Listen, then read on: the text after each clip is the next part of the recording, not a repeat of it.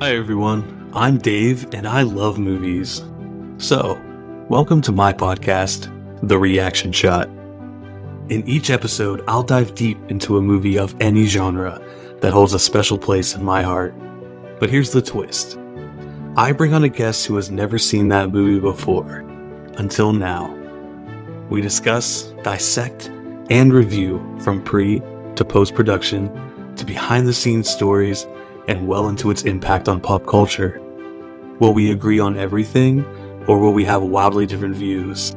Thanks for hitting play. Let's roll tape and find out. Fade in.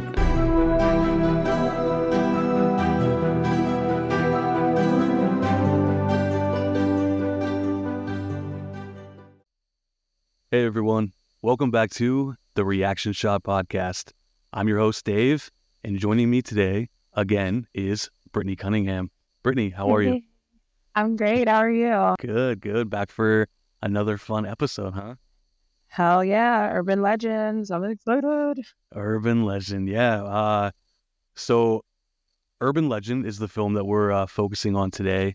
It's a 19 slasher horror film written by Silvio Horta and directed by Jamie Blanks. Brittany, what is your history with this movie? You've never seen it before, right? So I've never seen it, but I've seen it because I was watching it and I was like, oh, remember something like this? Sure. I think they played it on like TBS a lot, and I would change it very quickly because at this time I was 10, so I'd probably already seen Halloween H2O and I was terrified. So Right. anything that was scary, I was like, oh, I can't watch that. Right. That's right. I remember you telling me that Halloween H2O was was that like your introduction to horror? Or No, Scream was, okay, and I was like not okay with that, and then I really gotcha. wasn't okay with the Gotcha. Halloween show. So I was like, anything that was like really scary, Mhm. this was on top of the list. But I love Well, Joshua Jackson, so I was probably like, let me try to watch this because Dawson's Creek, I'm here for you. And then I was like, wait, no, I can't. So this is the Nope. first time that I fully like really watched it with all the pieces together, and I'm so good. It's so good. So good. I'm so glad that you were interested in doing this. I was talking about doing the month of horror, which here you are 26 years later talking about a movie that you were kind of afraid to watch and not wanting to watch. So that's pretty cool. Yeah, I'm excited. And honestly, I'm sad that I didn't watch this at 10 because it's so good. Like, it's scary, but like it's campy scary. Sure. And like, I don't know. I missed out on 10-year-old me, but I'm happy to watch it now. Yeah, absolutely. In my opinion, it's definitely one of those movies that I feel has held up really well. I think so. When the film first came out, it was completely destroyed by critics. I can see that. Even to this day, a lot of well reputable reviewers do not like this film, and I don't understand. I mean, this is not an Oscar award-winning film. We're not Not handing at out all. all And these. I don't think they were trying to be. No, and I think it was a blessing and a curse to kind of ride the coattails of Scream. Obviously, Scream came out in 1996. It was insanely popular and kind of recharged the horror genre, especially the teen slashers. We followed up with I Know What You Did Last Summer, which also was a huge success. And then right after that, we were given Urban Legend in 1998. And I don't know if critics and audiences at that time were just kind of like, oh, here we go, another one of these teen slashers, because they were coming out, 96, 97, 98. And so I feel like it has it's kind of thrown in that shuffle, and it has like an unfair advantage point. So yeah, but I'm glad you love it. I love it. It's so good.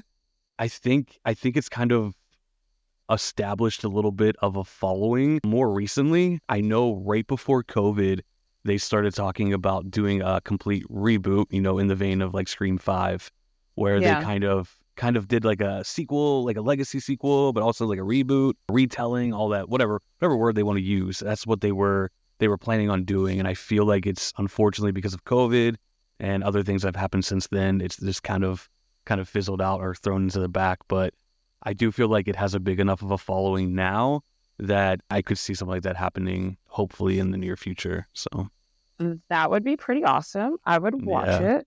we Unfortunately, should. some of the people that died, we couldn't have that, but Yeah, some people are still around.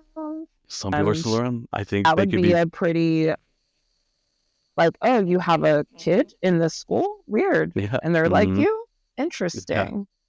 I love So, that. Hey, let's push for it. yes, I'm here for it. Perfect. So Urban Legend was actually it was actually released on September 25th, 1998, Uh-huh. as mentioned, 26 years ago. The anniversary just passed not too long ago. It's crazy to think that it's been 26 years. I mean, I just say that number and I'm like, God, that's so So many long of my ago. shows and movies that I've loved as a kid, I'm like, wait, they're like Mhm. out of high school, out of college. Let's not do that. Yeah, let's not do that. Like, that's so little. I get it. I get it. We're getting Yeah, older. Years go by. We get right. it. We get it. Yeah, please slow down just a little bit. Just a smidge. Just a smidge. So the movie was an estimated $14 million budget, which was pretty good at that time, pretty much around the same vein as a lot of the slasher horror films that were coming out at the time. So they Uh-huh. got a pretty fair backing to get this movie made. Its opening weekend, it made $10.5 million. Okay. And by the end run of its theatrical release, it ended with $72.6 million worldwide. So It's not bad. they they definitely made their money back and then some. In comparison to the previous two movies I mentioned that came before, Scream did about $175 million worldwide. I Know What You Did Last Summer did $125 million worldwide. So, it decreased a little bit over time, which, like we talked about, I feel like some audiences and critics were just not for it, but it was still a success. So good Yeah. job, Urban And I Legend. think too, yeah, great, fantastic job. And I think too, it's like the people who are attached with it, because back then it was like the girl era. So you Mm, had Nev Campbell, you had Jennifer Love Hewitt, who was like the bombshell from Party of Five, and she was in Can't Hardly Wait, and like all that stuff. So she mm, was really in it. And then you kind of had the other actors who were big, but not in movies, more so like TV shows or commercials. So mm. I can see why people didn't want to watch it, because they probably associated them to be like B actors, even though they're not. So Yep. Yeah. That's hard I very will to true. that.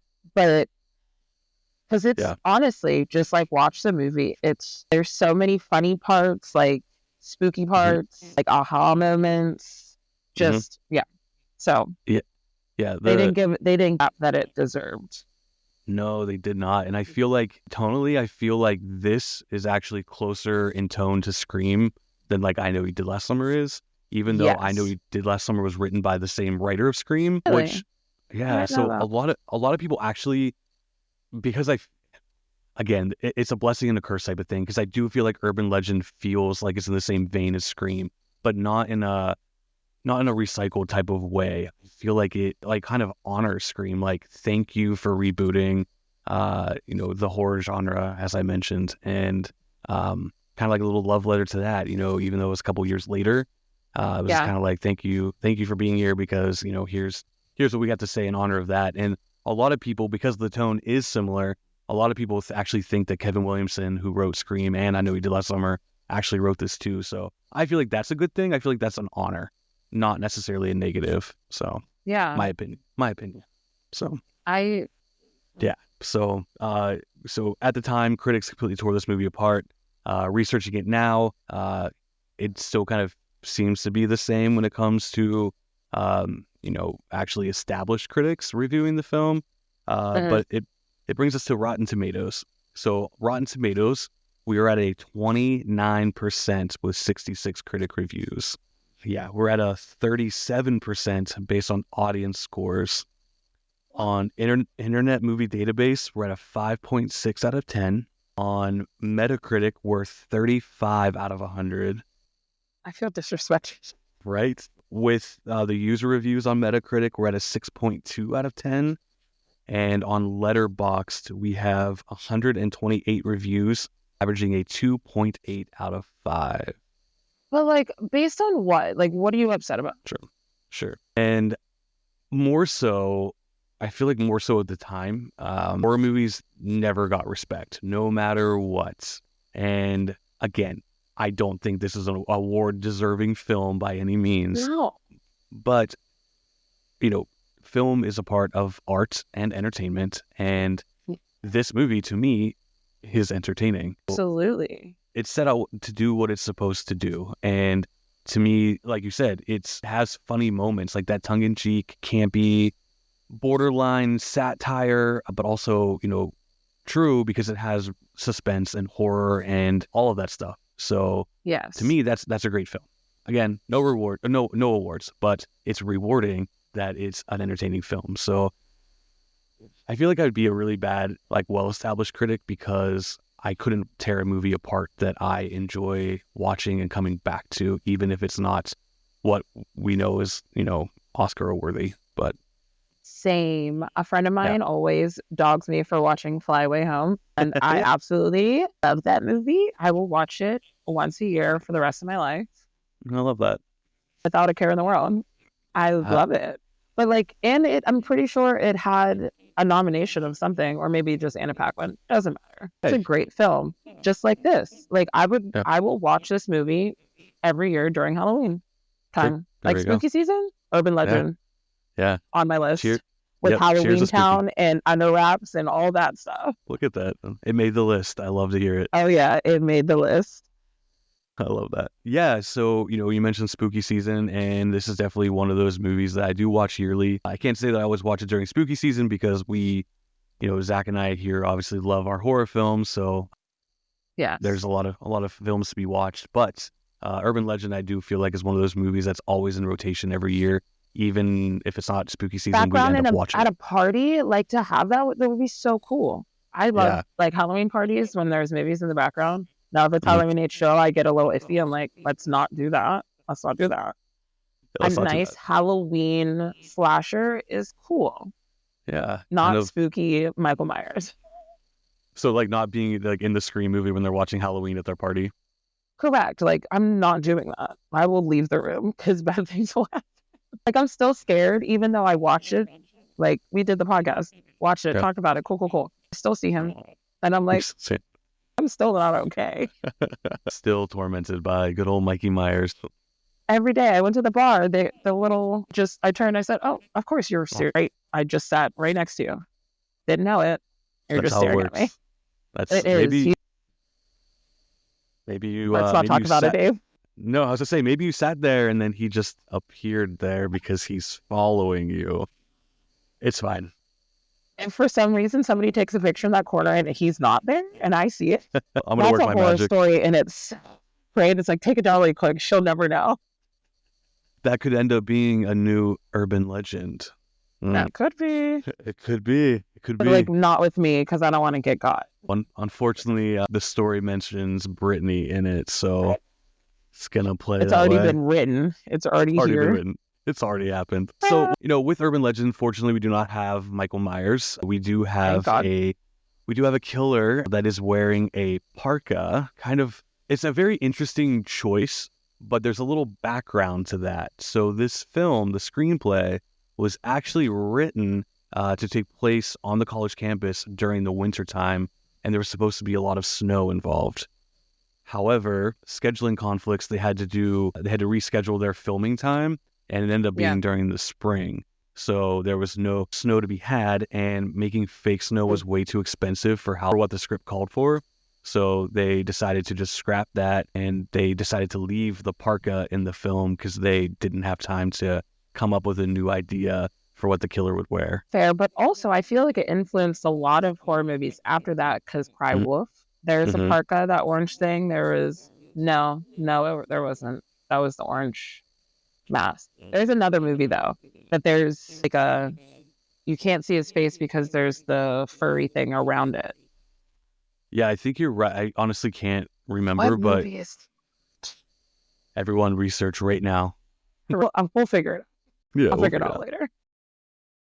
But yeah, no, I'm glad they kept that in because I couldn't imagine it to be anything else. I don't know why. Yeah. Yeah, it's very interesting. I think it is very unique. I'm sure it did spawn some knockoffs or, someone devoting their love for the film to kind of be like, hey, look at our killer in this movie. But yeah, I think it was pretty original, especially at the time. And if it had been done Hmm. before, I had never seen it. But I think leaving it was pretty smart. So kudos to that. And kind of bummer. I wish we would have got the winter stuff. I think that would have been kind of cool. Right? That would have been hard to film too. And fake snow, I've seen it in shows, and it is Hmm. Some, comical. yeah, yeah. Dawson's There's Creek. yeah, I'll probably talk about Dawson's Creek more than once in this that's okay. episode Oh because I well. love Joshua Jackson, Casey Witter, shout out, love him. Snow, it's Mm, ridiculous. You can tell right yeah. away. Oh yeah. Yeah. Like, don't use it, please. Yeah, I think they used their $14 million budget pretty well, especially with the cast they end up getting, which we'll talk about in a minute. Yes. And I think just wasting a lot of your money on I don't know how much fake snow costs, but I did read that it was pretty expensive, so they didn't want to waste their time and energy on that. So Yeah. And winter doesn't always have snow. I get it. It's based in like New England, so it should have snow, but like mm, yeah, sometimes it just doesn't snow, which is not great, but like here we are. yeah, here we are. Here we are. So my history with Urban Legend is Hmm. surprise, surprise. I went to go see the Opening movie at day. the movie theater. I don't Hell remember yeah. that part. I don't remember if I Okay. went like opening weekend, but like I mentioned, it did come out in September. So I'm sure at some point in time during October, I saw it. Again, I was only 10 years old, so I definitely Crazy. saw it with my aunts. My two of my aunts would always take me to the movies, so Aw, they nice. both always enjoyed going. So I think they would always read up like what's in this film. Is it like too explicit in some ways? But I feel like the scary stuff, the horror stuff, that didn't bother them because it really bothered me. Yeah. Um, I know we had a really good time. I remember seeing it in the movie theater, and I actually saw a preview for Bride of Chucky, which was coming out, I believe, a couple weeks after Urban Legend, and I saw it, and at the time I wasn't in tune with the internet at the time. I don't Uh-huh. if there was really Yeah, much. we missed out on that. Like everybody was like, "Oh, there were so many message boards." I'm like, "What? I was just in it. Yeah, I was just living it. I was in it." right. Yeah, I wish I could go back and read those message boards of everything because oh we my gosh. missed out on a lot of things. We did. But yeah, I mean, I remember seeing the trailer for Bride of Chucky before Urban Legend, and I was like, another Chucky movie? I was like, oh, I'm so excited. And Yeah. then I just remember having a really good time during Urban Legend, and I thought it was good times. Even at 10 years old, I was rooting for the movie because I loved it so It's because much. it's such a great movie. Like Yeah. it got that low scores from critics. I'm still Yeah. floored by that. Yeah. Unfortunately, it's Ugh, rude. It's very rude. so rude. Disrespect Disrespect all around. So all around. with the film, we actually have what I think is a pretty awesome cast. Hmm. We'll talk a little bit more Agreed. about some acting choices, but overall, Fair. our cast of characters are Alicia Witt as Natalie, Hmm. Jared Leto as Paul, Yup. Rebecca Gayheart as Brenda, Tara Reid as Sasha. She's wild. She is wild. Joshua Jackson as Damon, Yes. Michael Rosenbaum as Parker, He's Loretta Devine as Reese, John Neville as oh. Dean Adams. Yeah, she's great. Mhm. Natasha Gregson Wagner as Michelle Mancini. And this brings us to three horror icons that showed up and showed out for Urban Legend. Mhm. First up, we have Danielle Harris as Tosh. Are you familiar with Danielle Harris? So yes, I am from Wish Upon a Star with Katherine Heigl. Other than Perfect. that, no. What horror movie is she in? So where she got her start is Halloween 4 and Halloween 5. Did you watch those ones? Sure haven't. Yeah. Well, see, this is where Michael Myers comes into play. We got a little Michael Myers connection here. So in Halloween 4 and Halloween 5, it was the beginning of a new timeline. And Uh-huh. in those films, I forget exactly how old she is, but I want to say like maybe 6 years old, maybe 8 years old. But she plays Michael Myers' niece. And as a child, her acting in there was always so good. And I actually met her at a horror convention Really?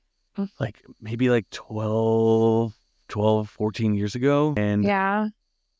I remember telling her, I was like, when I was younger and I watched your movies, what I always remembered was her scream. Her scream as a child in those movies was insane. Like horror icon Scream. Like she was meant Really?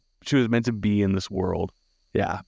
So That's that's her connection crazy. with the horror world. But then she's done multiple like low budgets, kind of under the radar independent horror films.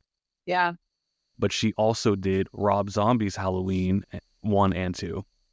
Okay. Did you watch those ones? I forget. I haven't. Not Okay. yet. I got to muster the strength to watch So that stuff. it's fine.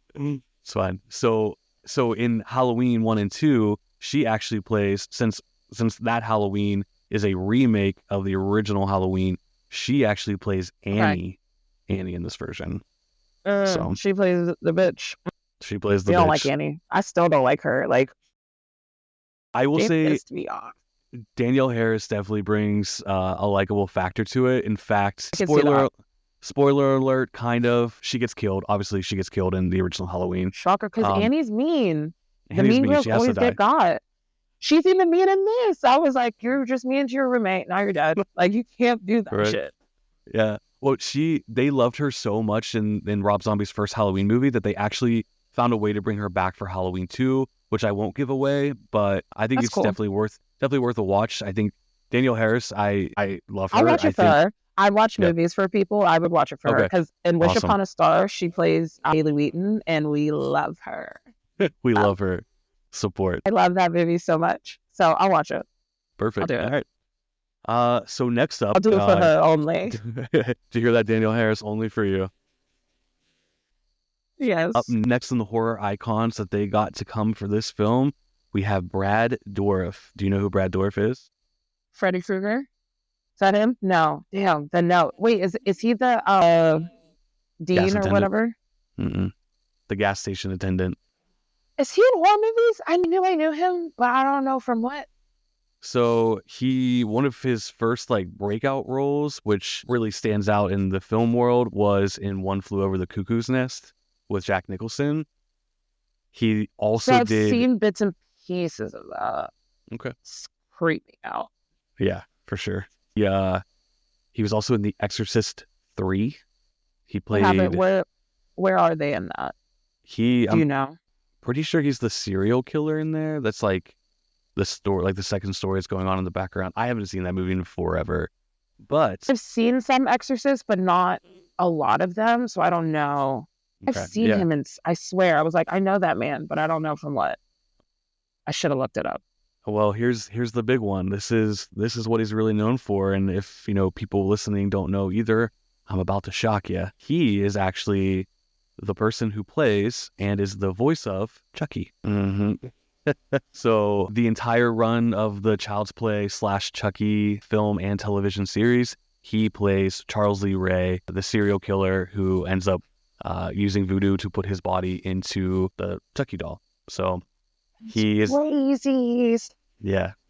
So if you Also, that rewatch show the is amazing. it's so The good. Chucky show, it's So so good. funny. I Yeah. need to get back on that because I was watching it religiously and then I fell off for a little bit. But that show is so good. It's so good. So funny. That's That's well, him. yep. Wow. Yeah, so he is, if you listen to his voice when you watch the opening scene again, he's the gas station attendant, and you could definitely hear a little bit of like Chucky in his voice. Come out of it. That's yeah. crazy. Yeah. Noted. Yeah. And I've watched this a couple of times since I've watched this because this was actually a little tidbit. This was actually the first movie that I watched whenever you're like, do you want to do this podcast? I was like, yeah. And awesome. and so I watched this months ago, but I've also Nice. watched it multiple times. I love that. That's what I love to hear. That's what this podcast is all about. Hell yeah. And then last in the horror icons, you actually kind of mentioned it. We have Robert Englund as Professor Wexler. Robert Englund is Freddy Krueger. Yes. So much like Brad Dourif with Chucky, Robert Englund has played Freddy throughout the entire franchise except for the god-awful reboot that we will never talk about. Robert Englund's iconic. I also met him in a convention, and he had his Freddy Krueger glove with the the knives on the end, and it was really Those cool are just to see him. knives? Yeah. I've never watched it because, again, that stuff sticks with my brain. I can't go to sleep. Well, Yeah, let me tell you. I know. You don't have to. I already know. Well, at least I you got have. I have you a got a big little taste of him. imagination. Good. Well, you got a little taste of him here. He is Professor Wexler. He was actually very excited when he got this script. He was very excited because he thought this script was really well written and perfect for the time. So he was like gung ho about being part of it. You know, just being the legend that he is and being excited about a teen slasher film in 1998. I think that's pretty awesome. So. Hell yeah. So with the cast right there, those three, Danielle Harris, Brad Dourif, and Robert Englund, we have three horror icons who are all part of three of the most successful horror franchises in film history. I'm Michael actually Myers, shocked that it Chucky, didn't get bigger following then. yeah, I just, again, I mean, even like us talking about it, the more I think about it, I'm just like, why aren't more It's like, people doesn't paying make attention? sense. Doesn't make sense. And it's a great film. It is a great film. Everyone listening is probably like, okay, we get it. It's so great. I know, no, but it actually is. Like, Yeah, but we're that not just means that lying. you need to go watch it. In fact, just pause it right now. Pause this podcast. Pause it right now and then watch it and then come back and listen. Yes, So because you we're don't going to get ruin any everything. spoilers. Yeah. Like, and then it's going to be great. And you're going to be like, you know what? They were right the whole time. Oh, man. Cool. So that's pretty much like the background on Urban Legend. Kind of sets everything up for us here. Can you give me a little rundown of what the story of the film is? What, you know, if you were selling this movie for someone to watch and they said, well, what's it about? What would you say, Brittany? So I wrote down, it's a cautionary tale to why you shouldn't doubt in an urban legend.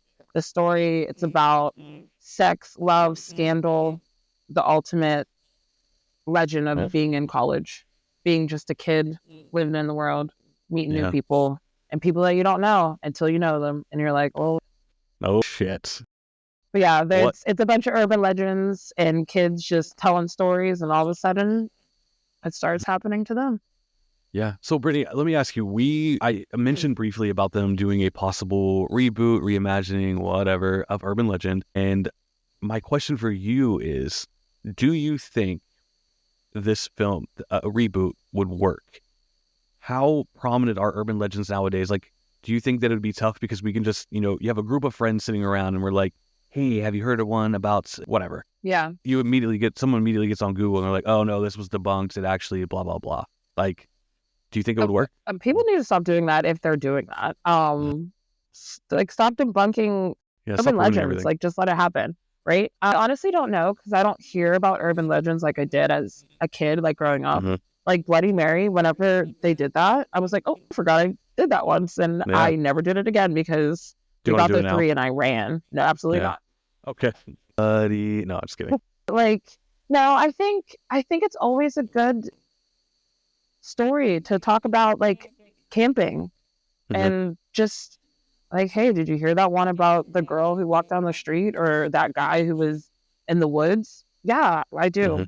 I do. So I can avoid those areas. So urban legends need to still be a factor. So a reboot would be fantastic because new stuff happens every day that you don't think is true, but it is.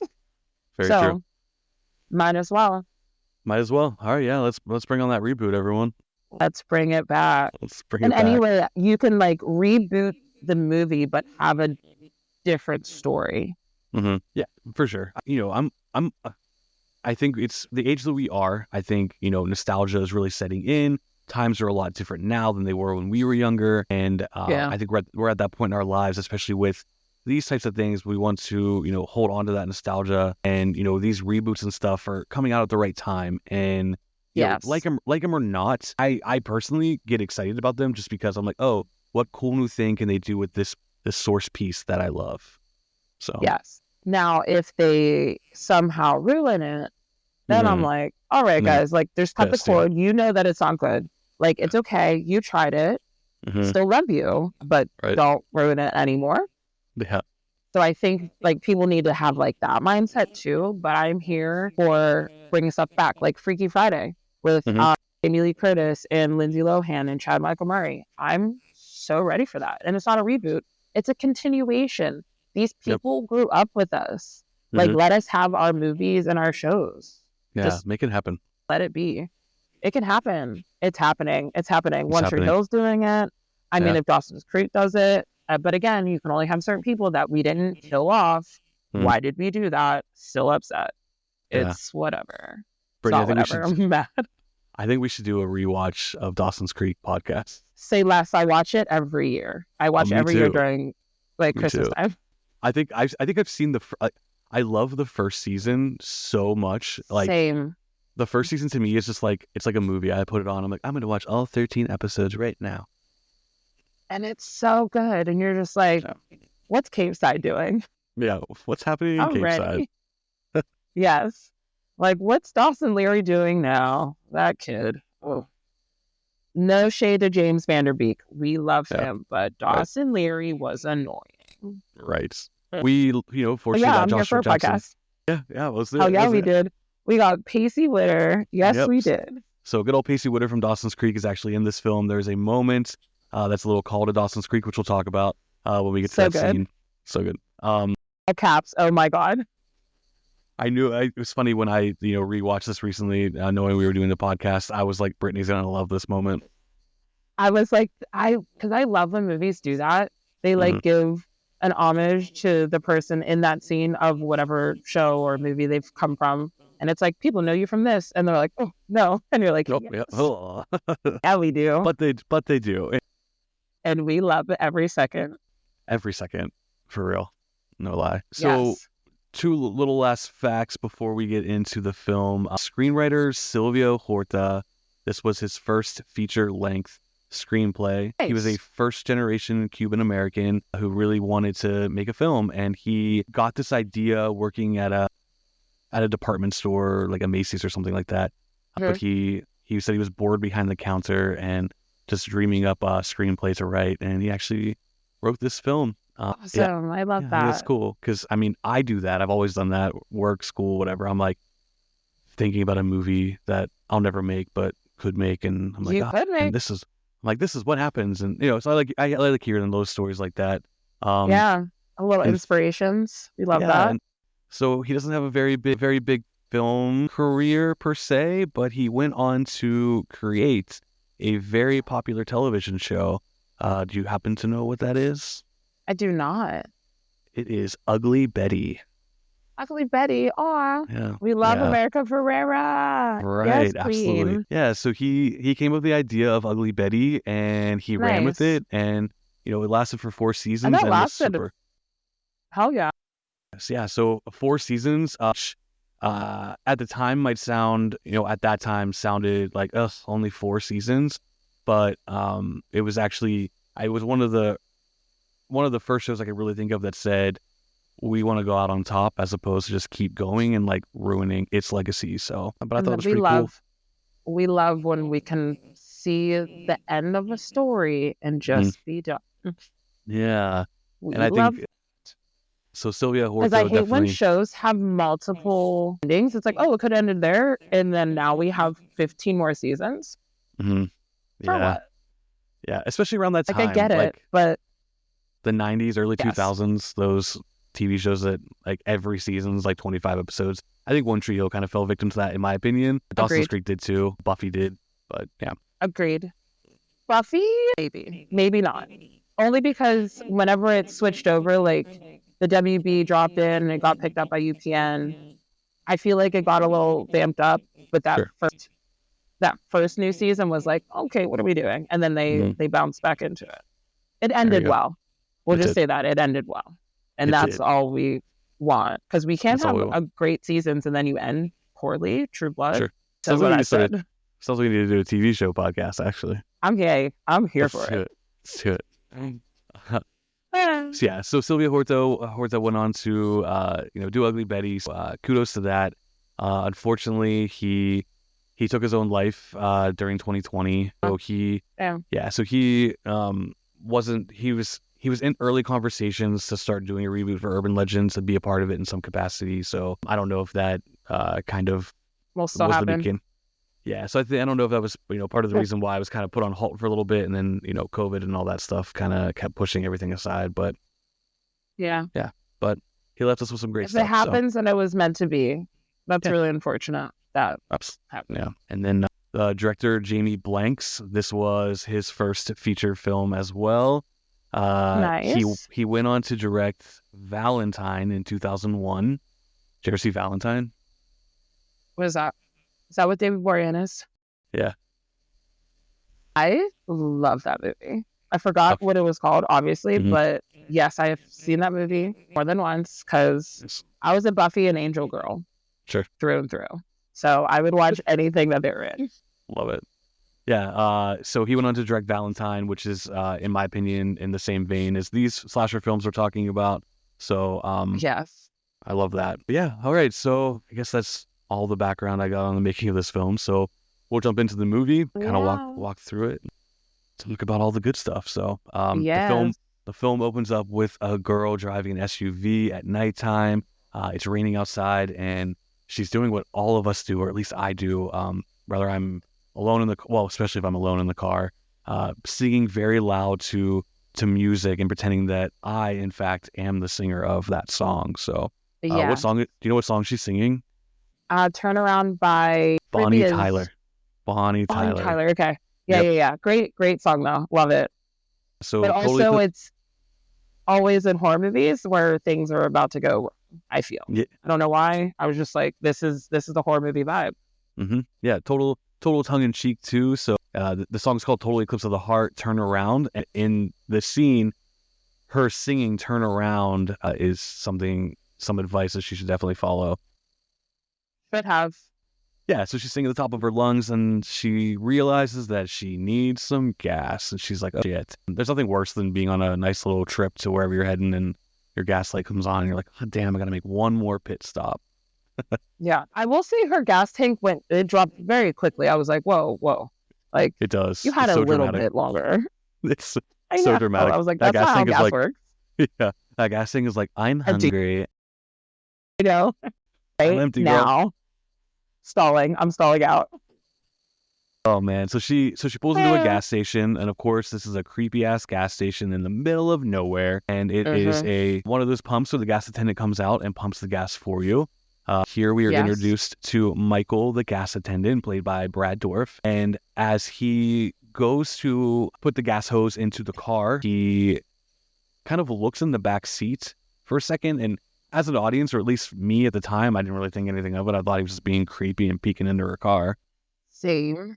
Yeah, he asks for her credit card and runs into the building to, go ahead and run her car for the gas. And he comes back out and he tells her that there's a problem with the card and that she needs to come into the building to have a conversation with the credit card company that's on the phone wanting to talk to her. She's very creeped out by this man because obviously he does look creepy. He You know, does. the eerie And it's building. raining and it's dark and it's like, I don't know you. I'm not going in your Yeah. So she's a building, bro. Yeah, so to me, she's very smart. She Yes. grabs pepper spray from her purse and throws it into her jacket, and she goes into the gas station with the gentleman, and we notice that he locks the door, locking them inside. She heads over to the phone, and what does she hear on the phone but a dial A tone? dead way and it's like, "Ding," and you're like, nope, hmm gotta go. Gotta Yeah, skedaddle. yeah.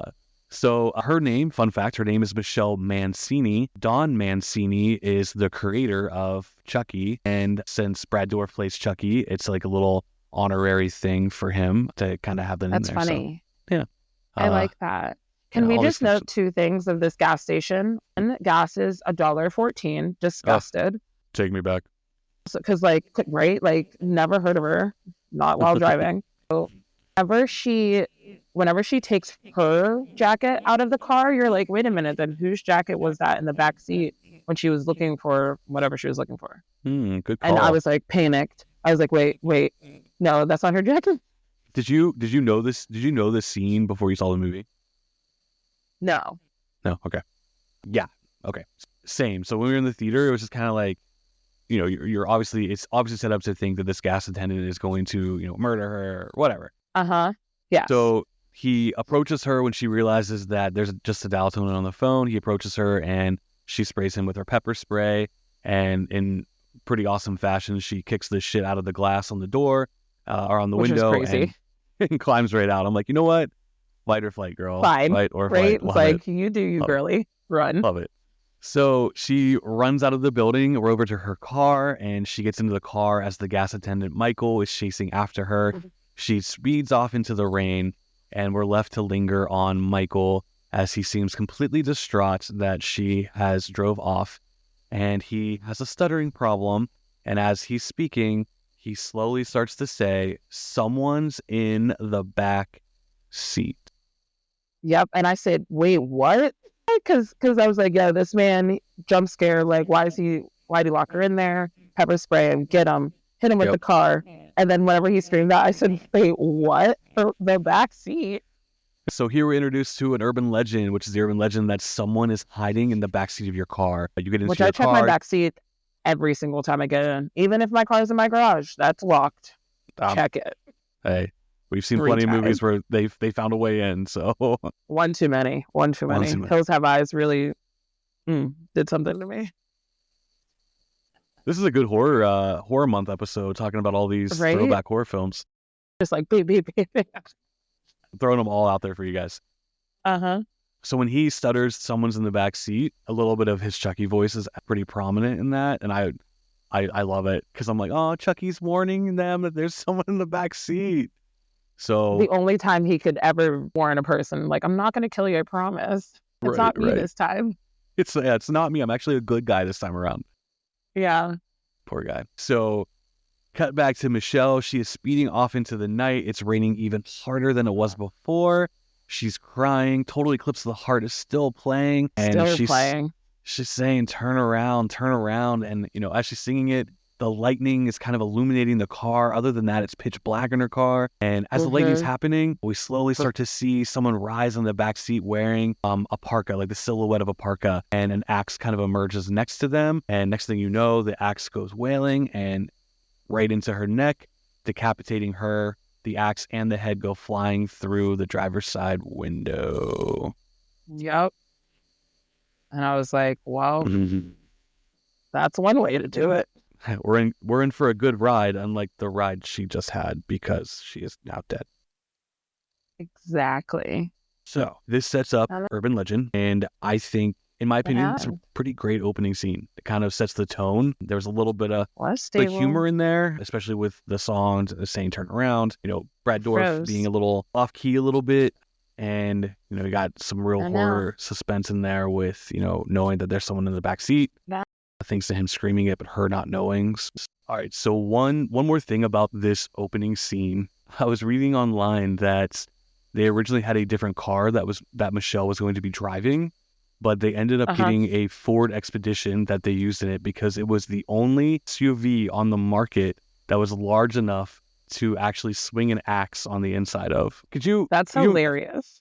Imagine a dealership and be like, look, we need a car that's big enough for us to, have a full size axe that we just like swing around. Do you have that available? Why? Right. No, we don't. That's so weird. It's like, it's for a movie, I swear. Or like, okay. Yeah. Oh yeah, sure it is. Yeah. But I thought that was pretty interesting. That's funny though. Yeah, pretty interesting. Nice. Yeah. So okay, we then cut to a college. So we're now at college, and the name of the university is Pendleton University. Funny enough, I actually also read that the school motto that's shown, I'm not quite sure where in the film it's shown somewhere, but it's written in Latin, and the Latin translation actually means "the best friend did it." Interesting. We're going to have to find that part. I know. I was like, I definitely have to look for this because I think that's pretty cool. So as we're kind of panning into this college, we hear a voice of one of our main characters named Sasha, played by Tara Reid. She is on the radio saying, "You're under the covers with Sasha" on WZAB. So she obviously runs a college, like radio show. And I could see in a reboot this being like a podcast. Just throwing that out there. Yep. Yes. Yeah. So original. Write yourself in it. Hell yeah.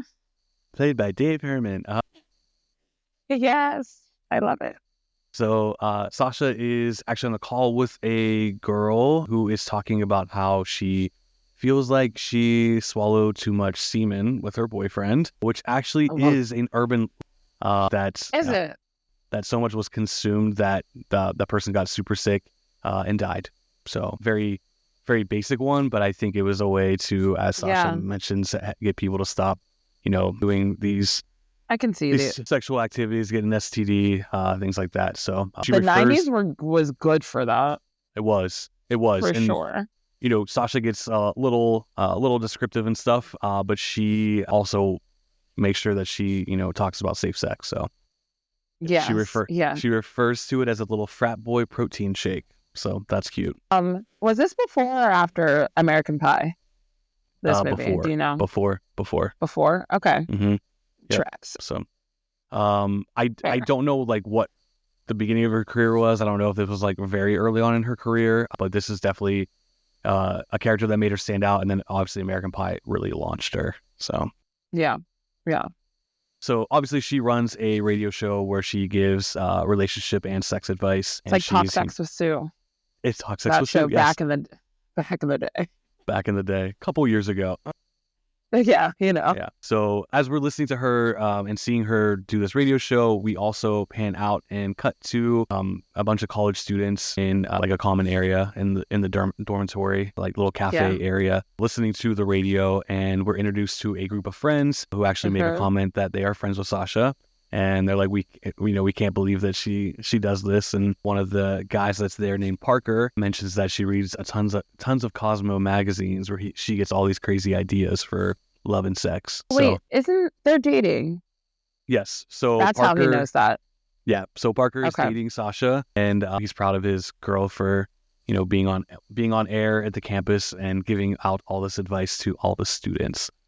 So Yes. I wrote on the side heavy hitters of the 90s, teen/20s, Lex Luthor, Pacey Witter, Jared Leto. hey, yeah, Had to add that. no, you're not wrong. I mean, so yeah, so the group of characters that we're seeing here, we have Natalie, played by Alicia Witt. We have Paul, played by Jared Leto. Brenda, played by Rebecca Gayheart. And we also have Parker, played by Michael Rosenbaum. And Yes. they're just kind of hanging out, drinking coffee, very Friends style in college, like Friends Yes. in college kind of vibe. So Parker ends up asking them if they heard about this guy that was a professor on the campus maybe 25 years ago. There was an anniversary coming up. And that professor went completely crazy. He went mad, and he took a knife and he went around through Stanley Hall on the campus, and he would bang on the doors of all the college students. And he would bang on the door, and if the college student opened up the door, he then would slice their throat with the knife that he had in his hand. So we're hearing Parker tell this story. Spooky. Yeah, so we're hearing Parker tell this story. The girl's just kind of like, oh, this is interesting. Like, can't believe it's been 25 years. This story goes around campus every year, and they start talking about urban legends and how urban legends are evolved from these stories. And he's like, no, it actually happened here on this campus. Parker, played by Jared Leto, begins talking about how he wrote a piece on the 25th anniversary, and he talked about a lot of the things that had happened prior, all the rumors, all the stories that came from this, and things like that. So Parker and Paul kind of go back and forth, friendly banter. Michael's, telling him he tries too hard to be a journalist, and Parker basically says, I almost won some awards for my journalism, so, screw you. Yeah, Paul. Yes, Paul is Paul. Jared Leto, correct? Paul. Yeah. Paul. Yep. Yeah, so Paul's a journalist, and Parker makes a joke to him, which I think is pretty funny. And he says, if there's another E. coli crisis in the cafeteria, I want to let you know that you can have the biggest, juiciest burger on me, and gives him $1. So Yeah. so here we're kind of Which set also up with burger for $1. What do you mean? I know, right? What kind of college Like campus all is of this? these old, yeah, right? Cheap. Yeah, so here, essentially what's happening here, we're getting introduced to our characters, and we're also being told about the college massacre that happened on this campus in Stanley Hall 25 years ago. Parker's a journalist who covered all of that, and Parker's kind of a little sarcastic goofball. And we also find out that Brenda, played by Rebecca Gayheart, has a little crush on Paul, and she asked her friend Natalie if she thinks that Paul was giving her the eye, and Natalie turns around and looks at Brenda and says, no, I think he was just checking himself out in the mirror behind us. So that's pretty funny. Fun fact about the main character of Natalie, that obviously is played by Alicia Witt, Reese Witherspoon, Jennifer Love Hewitt, and Melissa Joan Hart all turned down the role. Sarah Michelle Gellar actually accepted the role, but because of her filming schedule for Buffy and the time change they had to do for the filming, she wasn't able to do it with scheduling conflicts. So it ended up going to Alicia Witt. That's wild. Huh. That would be interesting if it was a different person. That's a lot of people. That's a lot of like well-known people. Yeah, Okay. Zach and I talk about this sometimes. Like these 90s and like early 2000 movies, we had a lot of the same like recycled actors. I think I've talked about this in other podcast episodes too, but it just kind of seemed like the acting pool was a lot smaller, but I say that in a positive way. So you have a lot of these Yes. actors working with one another, and you're like, oh, these two are together. They were both in this movie, things like that. Or like we can make the connections like the horror icons and, Rebecca Gayheart and Joshua Jackson both being in Scream 2. Like just those little Yes. connections, like how they all intertwine like that. And nowadays, I feel like we just don't really have that anymore. Like we have the people from our time, but the people that are younger than us, the actors now, we're getting a lot of influencers who are getting roles and things like that, and the acting Ever. pool, Yeah. yeah, seems a lot I bigger. agree. So, Yes. yeah, that's what So we kind of make that connection with a lot of these same people are going for the same roles at this point in time. So, Mm-hmm. but no, I think it's interesting. I'd be interested to see the Sarah Michelle Gellar version of. Same. I was honestly picturing, because right now it's on in the background. I was picturing Mhm, it, mhm. and I was like, Yep. I could see that. I could see Yeah. that. And I Yeah. wouldn't be, again, I love this movie how it is, Mhm. but with Sarah Michelle Gellar, I might like it even more Right. Right. Absolutely. because I love her. Love her. So the girls, our two main characters, we follow are Natalie and Brenda. Natalie and Brenda are walking back to their own dorm rooms, and they're talking about, Mm-hmm. what Parker was talking about with the massacre that happened on campus, and kind of talking like, "Do you believe it? Do you not? I can't believe that happened here on this campus." And they walk up to like a boarded up room. I think it's the entrance to Yes, Stanley Hall, to be honest. I think so too. So they're like, do you really believe in these urban legends? And they start doing Bloody Mary. So we all know Bloody Mary, Mm-hmm. talked about it earlier, but they go ahead between the two of them. They do Bloody Mary 4 times. And then finally, Natalie's like, Bloody Mary. Like, come on, this is ridiculous. Just then we start to hear some screams coming from inside Stanley Hall. Sounds like a very masculine scream. And it obviously freaks them out. And just as they start backing up, they run into Damon, played by your man, Joshua Jackson. Joshua Jackson, we love it. So Also, we, before we move on, Natalie says, this is half the reason why I transferred here. mm, Whenever mm, her and what's the other girl's name? Brenda, Brenda. not Natalie. Brenda says to Natalie, this is half the reason why I transferred here. And I wrote down, this is a tell. I don't know Mm-hmm. what's a tell, but what do you mean half the reason? What are you guys talking about? What's happening? Like, who are you? Yeah. So I was skeptical from the beginning. From the beginning. Just to let everybody know. Skeptical of people. You should be. I feel like this movie does very good of kind of pointing fingers, just like Scream did. So Yes. A lot. And Joshua Jackson, I was like, who is this boy? Get him out of here. Damon. he actually had just filmed his scenes for Cruel Intentions, and then went to the set That's why to his hair do is blonde. this. Yep. So he had to keep his hair blonde in case they needed to do reshoots for his character in Cruel Intentions. So Fair. He showed up and I was like, Cruel Intentions is somewhere. mhm. This Yeah. is why your hair is that color. Because Yep. that's the only time his hair was ever that color. His hair was never that color during Dawson's Creek. Nothing. So I was like, so good. Good catch. Yeah. So of course it was Damon who was making the screaming from behind the door. He was trying to do it to scare them. He's Mm-hmm. obviously a big old prankster. We follow Natalie back into the university. She runs into a creepy janitor who just kind of seems to be around all the time, watching everyone and Always the mopping creepy things up. janitor. Right? Just like in Cry Wolf, like creepy. Mm-hmm. So she Like, heads who back to are her you, dorm. sir? Yeah, who are you?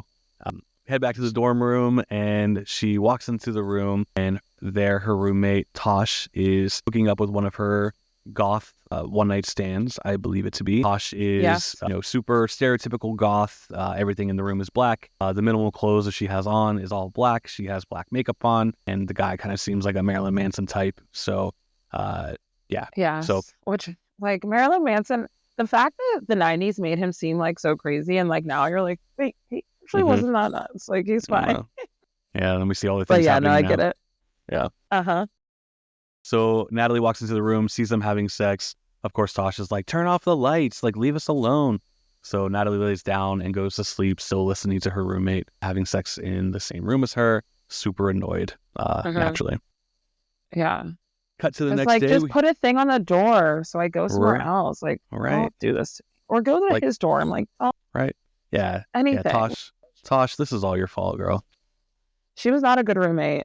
She's not Again, a good the roommate. mean girls always get it. Me too. You're not wrong. Always.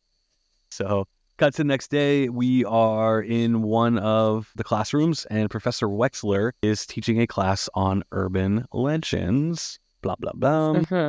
We get a little introduction to a very famous urban legend, and that one is the call is coming from inside the house. I think everyone knows that urban legend. I mean, maybe not today's younger generations, but I think that's probably the most known urban legend that you can think of, like, in my opinion. Yeah, I think they have a movie about it, actually. They do.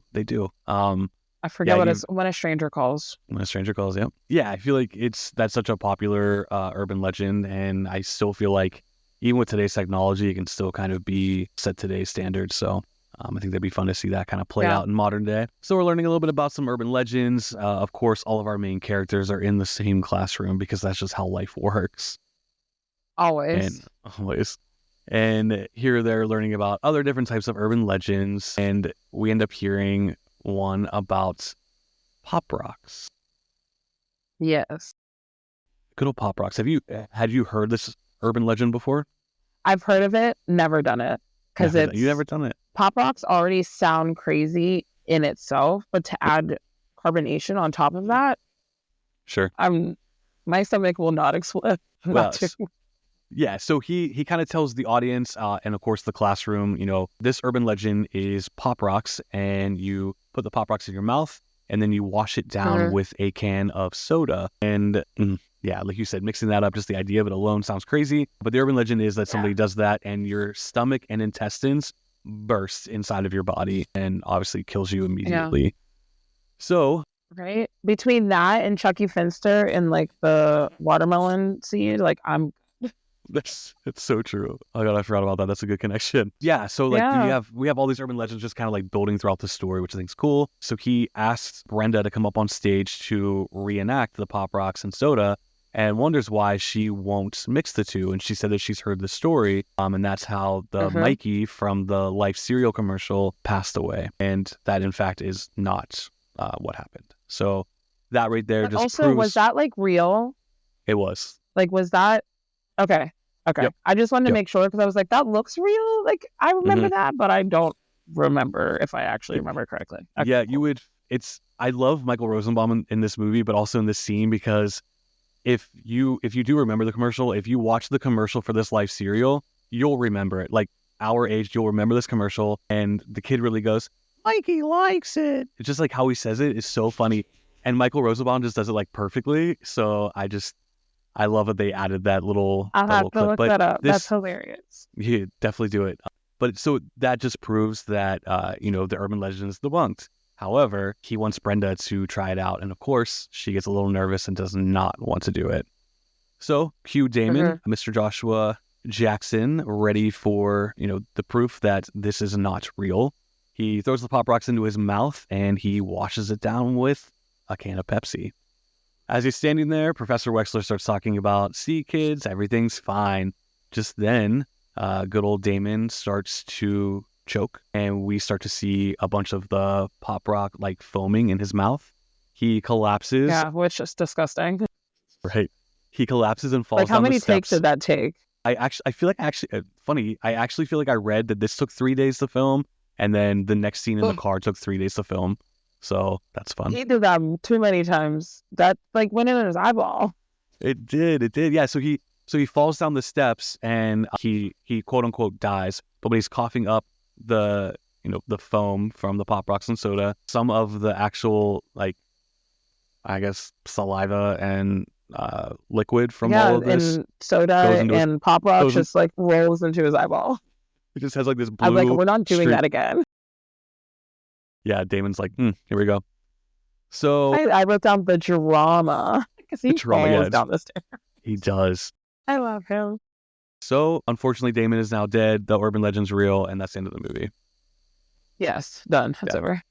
just End kidding. scene. Of course, Damon opens up his eyes after the whole class freaks out. He opens up his eyes, he starts Mm-hmm. laughing and says, "Gotcha." Of Yeah. course, Brenda's like, "You're an asshole," and the whole class laughs and boos and, all that fun reaction. And this definitely really introduces Damon as a class clown. So we love that. Of course, Professor Mm-hmm. Wexler's just like, "The fuck, man." Yeah, it's like, sit down. You're annoying. So back out on the campus, we see a bunch of police walking around, including Miss Loretta Devine playing Reese. Mm-hmm. They are kind of walking around the campus, and we see a bunch of newspapers going around. Paul has written a piece not only about the Pendleton University massacre, but also is reporting on the fact that Michelle Mancini was decapitated in her car. So this obviously is about the opening scene of the film. The body has been found, and it is now making waves throughout newspapers and articles and things like that. So the dean and Reese, the cop, walks up to Paul and tells him that, we need to get rid of all these newspapers. We're spreading false information, just like some urban legends do. We're spreading false Mm-hmm. information, and we need to get rid of this. He says that all of his stuff is based on actual facts. So there was a body found. So he's saying, is there a lunatic on campus? Is this because of the 25th anniversary? Are we going to start seeing more murders? So this obviously opens up a lot of questions. The cops are not happy that he is making this known thing and trying to freak everybody out. Which, if it wasn't true, like, why does it even matter? Just tell him, no, it's not true. That never happened here. Mm-hmm. When it obviously, like, something happened. So let's stop hiding it. Yeah. Now all the students are, trying to figure out what's going on. Is there really a lunatic on campus? Is there going to be more murders? We see our friends sitting in the little common room cafe area, and they're watching a news report saying that the gas station attendant, played by Brad Dourif, was arrested. So he was a quote-unquote possible suspect. And as our group of friends are watching this, they're discussing what's going on and what's real, what's not. And good old Sasha says, "I heard that she was listening to me when she died, so my voice was probably the last thing she heard." Hey, ego. Yeah, it's like, Jill, shut up. It's not about you. For real. I can't. That's so funny, though. Yeah. The kids do that. Like, somebody would say something like that. And you're just like, yeah, I feel like even like within the humor of this film, it's all based on like how, people late interact with teenagers. each other. Yeah, like these are like common things. Like from what we know, they didn't really know this girl. Nothing's proven that there's anything to be scared of. So of course those little jokes are gonna come out. Well, they don't even know that Natalie is friends with her yet. Or did they just? I don't remember if they just found out or they don't know yet. And it's like, but we know. Yeah. So and it's crazy. It's like, hey, stop talking about my friend. She just died. Right, for real. Like, so. Stop. Yeah, the rest of the friends have no idea about any type of connections. So they kind of ask one another, like, "Did you know her? Did you know her?" And everyone's like, kind of like, "No." And Damon goes, "Yeah, I actually did know her." Everyone's like, "Oh, really? You did?" He's like, "Yeah, the girl gave great head." Yeah, and it's like, you two, shut up. Right, like it's just you're canceled. Yeah, so obviously the joke is she was decapitated, her head rolled out of the car, gave great head, blah. Yeah, but he's like, "Get it?" And it's like, no, it's too soon. Too soon, bro. Just furthering the fact that he's a little goofball and a little prankster. And a little dickhead. A little dickhead. Next scene, we get Natalie going back to her dorm room. She has some interactions with Tosh, and Tosh is actually smoking a cigarette. She's on a chat room trying to meet up with a new hot goth guy that she can invite over. And in a very 90s way, Natalie's like, "Can you please get off the internet because I need to use the phone?" Do you remember those days? I know. Yeah, terrible. I'm like, I just want to talk to my friends. My mom was like, I have an important calls. And I'm like, right. So I can't go online? Right. No. Okay. Like, oh, that's cute. An important call, that's fine. I have very important things to do online right now. So yeah, it's like I got friends to talk to, chat rooms to be in. Buffy is tonight. Like, what are we talking about? Right. Yeah. I need to know what that kiss I meant. The 90s. Yeah, right? We need to talk about it. So she asks Tosh to get off the internet, and she wants to do some research, and Tosh is pissed. She's like, fine, whatever, you do whatever the fuck you want. It's cool, super dramatic. Danielle Harris in this scene, they had to shoot this scene so many times for whatever reason. She had to keep smoking cigarettes that she now is no longer a smoker because that completely turned her off from smoking for how many times she had to do it. Hey, good. Hey, That's good good for her. We're happy that happened for but you. also, like, why are we using real cigarettes in a scene? That's insane. Yeah. Again, hey, but 90s. I guess the 90s. I get it. But, like, glad we're out of that era. Yeah, for sure. Also, a waste of money. Like, she's not smoking full cigarettes, but you need it for the scene. So you have to relight a. Yep. Insane. So when Tosh gets out of the room, Natalie feels like she needs to have a moment to herself. We as an audience might be a little confused as to why we need this moment. And this is when she pulls out a yearbook from high school, opens it up, and we see a picture of her and Michelle from the opening scene. They were cheerleaders together at their old high school. So yeah, I said, damn, Red was friends with the girl who got killed. Did you say Red? Sucks. Yeah. I forgot her name. I was like, what's her name again? Even better. So Red it was. Damon ends up showing up to the room to chat with her. He's a little flirty. Seems like he's real into her. And he was like, let's go take our mind off of it. Let's get out. We'll take you in my car. We'll drive around, listen to some music. We'll chat, kind of take our minds off things. So at first she's kind of like, no. And then she warms up to the idea and gets into the car. When he gets into the car, he turns the car on and the radio is still on full blast from when he arrived. And what song pops up on that radio? That's so funny. Paula Cole. Hell yeah. The theme song for Dawson's Creek. Yeah. So theme song for Dawson's Creek. It's so good. Yeah. I love it. Like again, like I said before, I wrote down the way that movies throw in iconic nods to cast members, shows, or movies that they made, like that made them big. I will forever love it. And I hope directors and writers, because I don't know, like, if that was his idea, like, let's just play this, like, let's play this for you, whatever. I hope they keep doing it because it's hilarious. Sure. And I love it. And it's funny because that idea actually continued because the reaction to that scene was actually really popular because Dawson's Creek was a phenomenon at the time. Yeah, it was.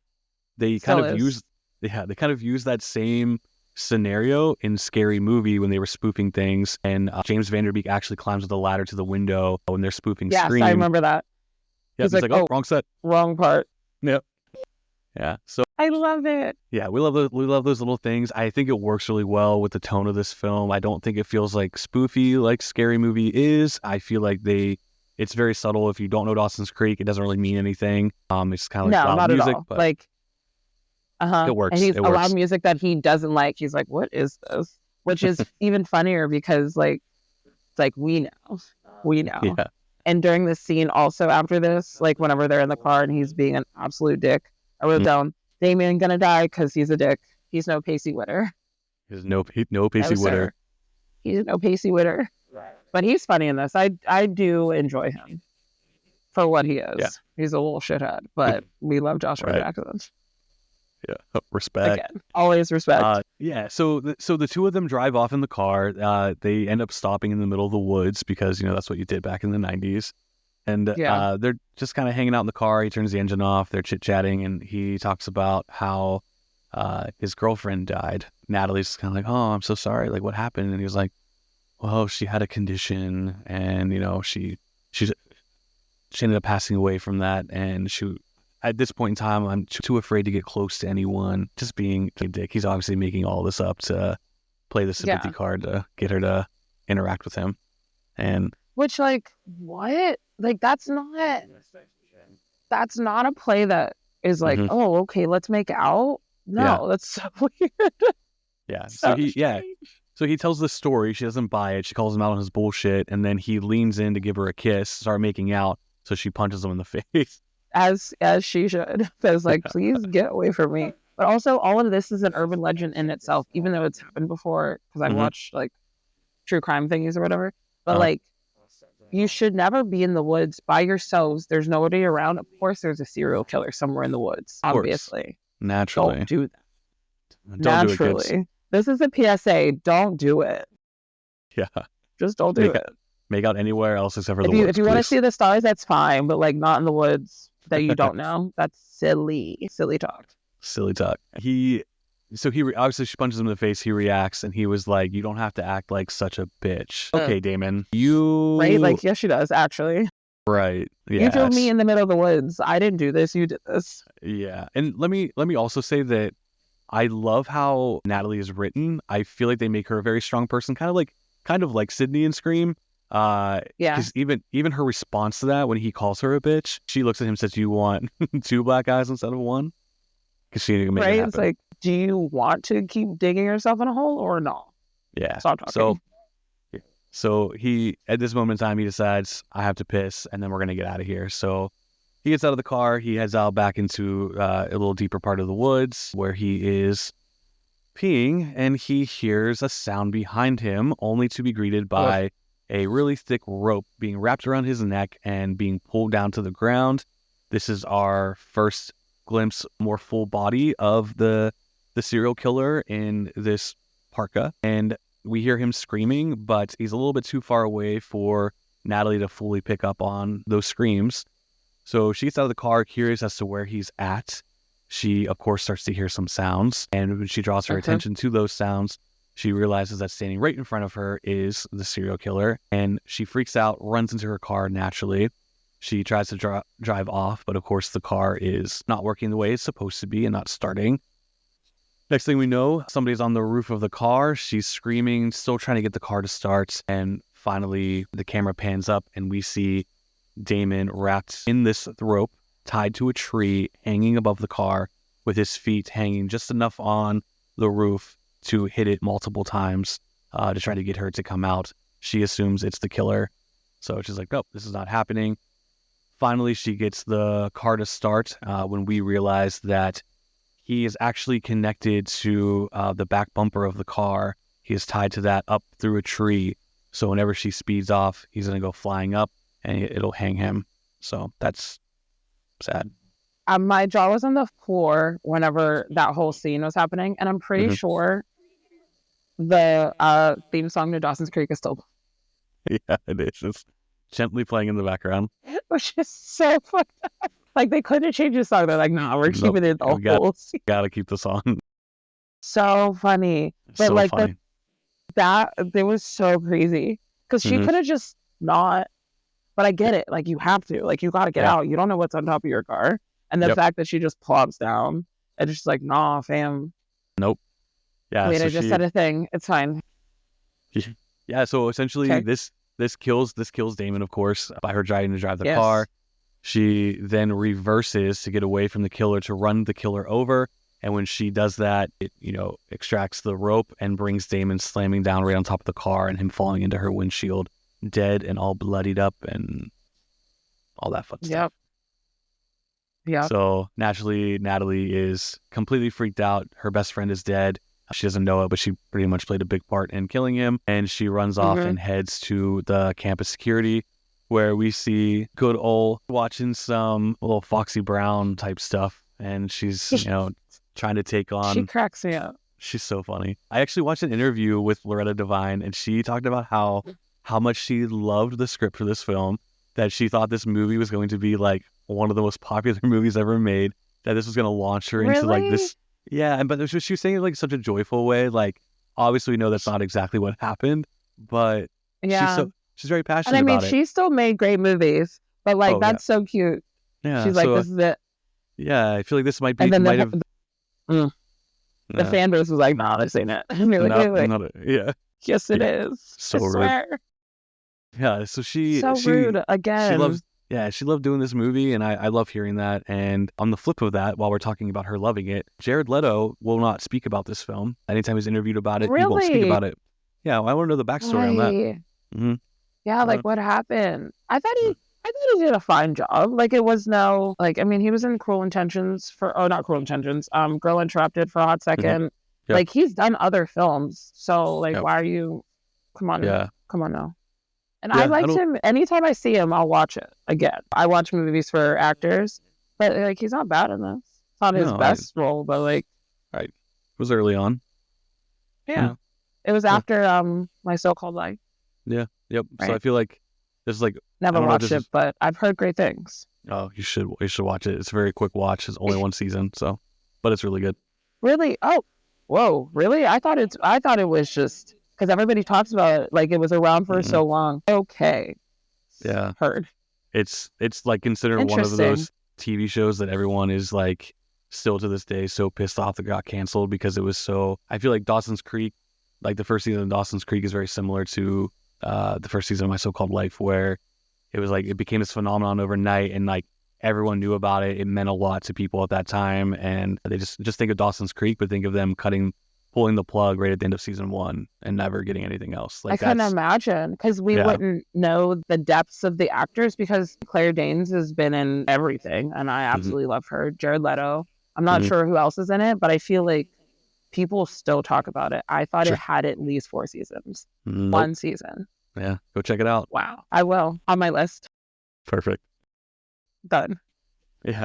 So Loretta Devine is going to the scene with Natalie to check out, what happened exactly, and unfortunately, Damon's body is gone. So she's chalking But this here's the up. thing. How did the killer get the car, took the body, covered up the Mhm. skirt?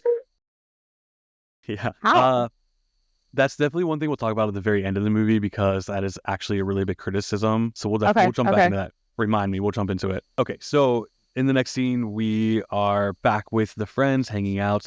Natalie's telling them everything that happened, and they're just like, that Damon's like a really big practical joker. That is actually an urban legend. A girl and a guy are making out in a car. He leaves to use the restroom. She starts hearing sounds on the hood of the car, or I'm sorry, on the roof of the car, and it's her dead boyfriend. And there's actual different variations of this urban legend, which again is what an urban legend is. It kind of takes on its own form and over time gets kind of spun out of control. You hear a different variation here and there, which is actually the urban legend they talk about at the beginning of I Know You Did Last Summer on Dawson's Beach. And they talk about the slicker, the person wearing a slicker, the hook in the car, and they're just Yes. like, no, that's not how it goes. That's not how it goes. This is how I heard it. So I think that's pretty cool little callback to I Know You Did Last Summer too. So. Oh, I love that. Mhm. Hell yeah. So yeah, see what I mean? Like I feel like a lot of people take these like little love letter moments as trying to copy or something like that. I'm like, you guys just don't get it. Like, Yeah, no, it's like, I know we see you. And yeah, then we did it. It's not, yeah, that's yeah, because people pissed. just don't understand movies sometimes. Yeah, Mm-mm. real bad. And that's They why don't. And I'm I'm doing a just like, podcast. it's bigger. It's It's bigger than that. bigger. It's bigger Yeah, than that. yeah. It's art. There are layers. Right? It's just like they have to watch it more than once. And that's probably why people are like, how do you watch things more than once? I'm like, well, one, because I already love it. And I know that I Hmm. love it. And I notice things every single time I watch it. I'm not Yeah. trying to notice. I just happen to notice. So I Mm, like it more. yeah. No, for sure. So I get it. I'm the same way. So you won me over with that Good. If because we love, yeah, and that's why and we're doing this. that's why we're doing this. Absolutely. Yes, Um, I love it. so they're debunking the idea that Damon actually got murdered. He's playing a practical prank. He did mention in a line of dialogue a little earlier that he was heading for the weekend to another university to party with the boys, whatever. So I think it was a bachelor party.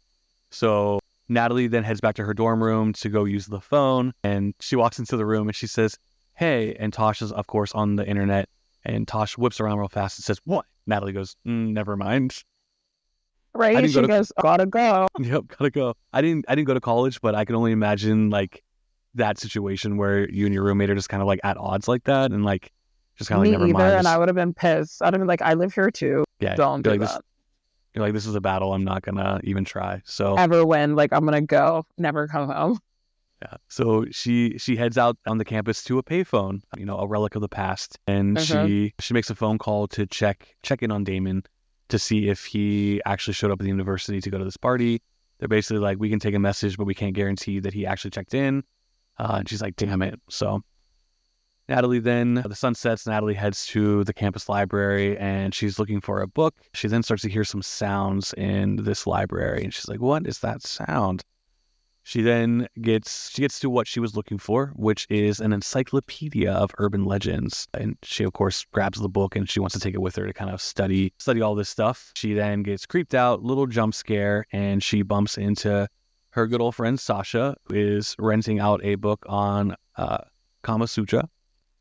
She starts going through the pages like, oh, look at this position, and we're going to talk about this one. And she's like, I'm gonna make Parker try this. And she's like, do you really want to? She's like, do you think he has a choice? She clearly wears the pants of their relationship. 100%. You can just tell. That's hilarious. So the two of them sit down. She opens up the urban legend encyclopedia, and they start looking at different urban legends. And there's pictures that go along with the story, and they come across the page about the boyfriend who was killed and hung above the car. They also come across an urban legend about the gang high beam initiation, where you flash your lights at people who have their lights off, and then end up turning into murder. Which terrifies me. Whenever I see people's lights off, I'm like, nope, can't do it. Because I don't know. Yeah. You never know. Well, the other day we were driving in, a driver that was coming towards us had their high beams on, and Zach flashed his lights because they had their high beams on. Were you like... And I was like, Zach, did you not watch Urban Legend with me a couple weeks ago? I know their lights were off, but we can't do that. We can't do that. You just gotta close your eyes and hope for the best. Like, don't. No light flashing anymore, okay, guys? Yeah, no, I don't know why it creeps me out. Like, I've heard like so many different types of urban legends, whether it was like with police officers, a gang thing. Like, no, thank you. I'm just gonna get home, check it, change it. We're good. For sure. Cut to Tosh. She is still in her dorm room chatting it up with some guy on a messenger in like a goth messaging room, and she's asking him what he's into. He says lithium, and she says, ooh, my type of guy. Scary. Yeah. We cut back to Natalie still doing some research on the encyclopedia, and she looks at who checked out this book prior to her, and it was actually checked out by Damon. So she's like, naturally. Of course, this motherfucker definitely looked at the book so he could get an idea. Cut back to Tosh again, and she is now hooking up with this guy, and she says, let's meet up. Give me a minute. I'm going to go get ready. I'll be right. Which we all know from Scream 101, scary movies, you're dead. You're never going to be back. Bye. Bye, girl. So Tosh goes to the bathroom, and she starts getting ready in there. Tosh finally makes it back to the computer when she's finished, and the last message that she left him with was, tell me what room you are in. She finally makes it back to the room, and she sees his response, and for some odd reason, it's flashing. So the text is very dramatic, and it says, your sister. So this freaks her out. Next thing we know, a hand comes up behind her, right around her mouth, and she is tossed down to the bed. They have gloves on. They start choking her in her room. This moment in time, Natalie is walking to her dorm, and someone warns her that it sounds like Tosh is raising the dead yet again. You can hear her screaming. We assume that Natalie assumes that she's having sex.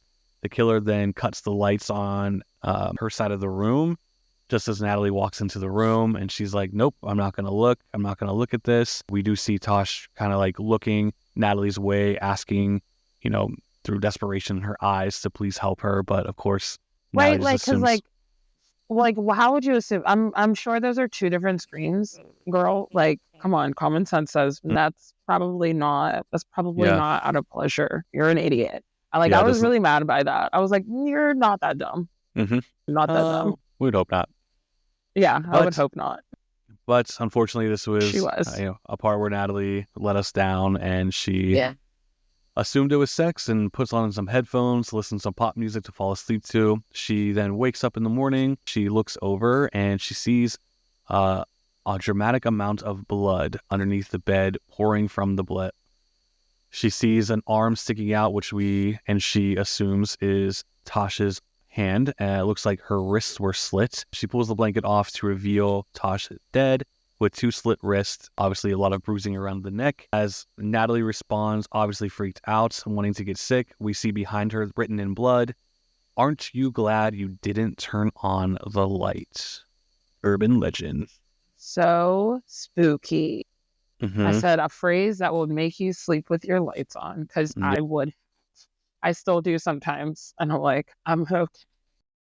Yeah, the urban legend is, and make sure you turn on your lights before you go to sleep, because you never know what's hiding out in your room or happening to someone else in your house. So, fair warning. Facts. Check all the rooms. Just do a quick sweep. It won't kill you. Trust me. So, of course, Paul is hot on this case. The next morning, he hears about another murder on campus, what they assume is a murder on campus, but they're all kind of debunking it to be suicide because of her slit her slit wrists. Mhm. Paul's hot on the trail trying to prove that wrong. He runs into Brenda, who's like, "Hey, Paul." And he's like, "Hey," further pushing along the fact that Brenda has a big old crush on him. So we cut to Natalie being interrogated by good old Reese and the dean, and they are talking to her, asking her questions about what happened that night, what she saw, what she heard. She tells them that she assumed that she was hooking up with somebody, and they let her know that we assume that it is suicide, that there was no signs of foul play. She had a bottle of lithium next to her bed. Her wrists were slit, and it doesn't seem there's any forced entry or anything like that. So they chalk it up to that, and Natalie is just completely aloof by that. She's like, that does not happen. Like, that's not how it happened. They don't really focus too much on the writing on the wall. I don't believe I think they mentioned that I don't think so. Yeah. Then of course they wheel the body past her. She's underneath a white sheet, and there's blood just like where the wrist would be. So had to add that little dramatic in there. It's all dramatic, and I was like, oh my god, that Yeah. wouldn't happen. Her hands wouldn't just be like, it's whatever. Yeah. It's fine. I won't nitpick too much. Yeah. Cut to Paul. He finally meets up with Natalie. He's trying to ask her some questions. He's like, "I know this is a real tough time for you," but in a true journalistic way, he wants to get all the questions and answers out. But then he also has a revelation for her. He says, "I stumbled across this in an old yearbook," and finds a picture of Natalie with Michelle that we saw in the yearbook that she had pulled out. So Paul came across that, kind of looking into Michelle's past, and he has a photocopy of it and shows it to her, and he was like, "Can you please explain this?" And she's upset that he's even like looking into it, that he brought that to her attention, and he's like, "I'm just doing what I need to do." And she's pissed. She starts walking away. She reminds him like there's no way that it was suicide. She was murdered. She was murdered like Michelle was, just like Damon. And then Paul's like, "Wait, Damon's dead?" Because he wasn't there for that conversation. So yeah, he gets real excited about that. True. And I get that he's a journalist, but he seems sus. Yes, a lot. 100%. Yeah, I think throughout the film, when I first saw this movie, I definitely thought that he was part of. If he wasn't the killer, he was a part of the motive behind what was happening. So I think they did a really good job. Agreed. Yeah. But we find out things, and maybe he's involved, maybe he's not. Who knows? Mm-hmm. Who knows? He goes back to Paul's room, and they start talking about the 20th anniversary of the Pendleton attack, and they're doing a massacre bash. So they're having a big celebration in honor of the 25th anniversary of a bunch of college students being murdered, because that's what you do. Mm-hmm. Yeah. They head to a research room and just look further into all of this stuff. They bump into the creepy janitor again, and we're just kind of like, oh man, just this creepy. He's everywhere. Yeah, he is everywhere. So I kind of think they kind of put him as a red herring in here as well. I think it's too obvious if he was a part of it, but I like that they keep kind of like throwing him in there, kind of keep it on there. But when they run into him, I thought of him at first, and I was like, actually, it's not him. It can't be. Yeah, you gotta have that real creepy character that's kind of lurks around. So when they bump into him, they ask him if he knows anything about Stanley Hall, and he says, "I don't know nothing about that." He says, "But you better talk to Wexler," which of course is Robert Englund. So they head to Professor Wexler's office. They break in because that's what Paul the journalist does to get all the late breaking news and all the truths. He knows what he needs to do to figure it all out. Very ambitious for a college journalist. He is. He's just man getting the stories. He wants that Pulitzer. What's it called? Pulitzer. Yeah. That's all he wants. Yeah, he's working on it. They're going through his office. He's breaking into all the drawers in his desk, trying to find anything that kind of gives him an answer to Stanley Hall. And Natalie ends up finding a secret passageway in the library. A secret passageway on his bookshelf that looks like the library. And she pushes that part of the wall open, and it reveals a secret room, which also has a parka that looks just like the killer's parka hanging. She's obviously creeped out. She jumps, and she's like, this is interesting. And this little secret room actually has an axe on the inside of it that looks very similar to the axe from the opening scene. So this moment, Natalie's like, I think we're onto something. Paul's got real excited about this. I know. Like, wow. He said, we found him. Bum, bum, bum. Just then, of course, we hear the front door to the office open up, and they hide themselves in this secret passageway. They can hear someone moving around. We assume it's Professor Wexler. They finally emerge from the room after not hearing him, and here he is standing behind the door. So when they go to close the door, That would scare the shit out of me. I would be like, you would hear the whole he's like, something I can help you with. I know, you're like, nope. Don't know how So I even got in here, actually. yeah, it's so weird. I thought I was in class. Yeah, crazy.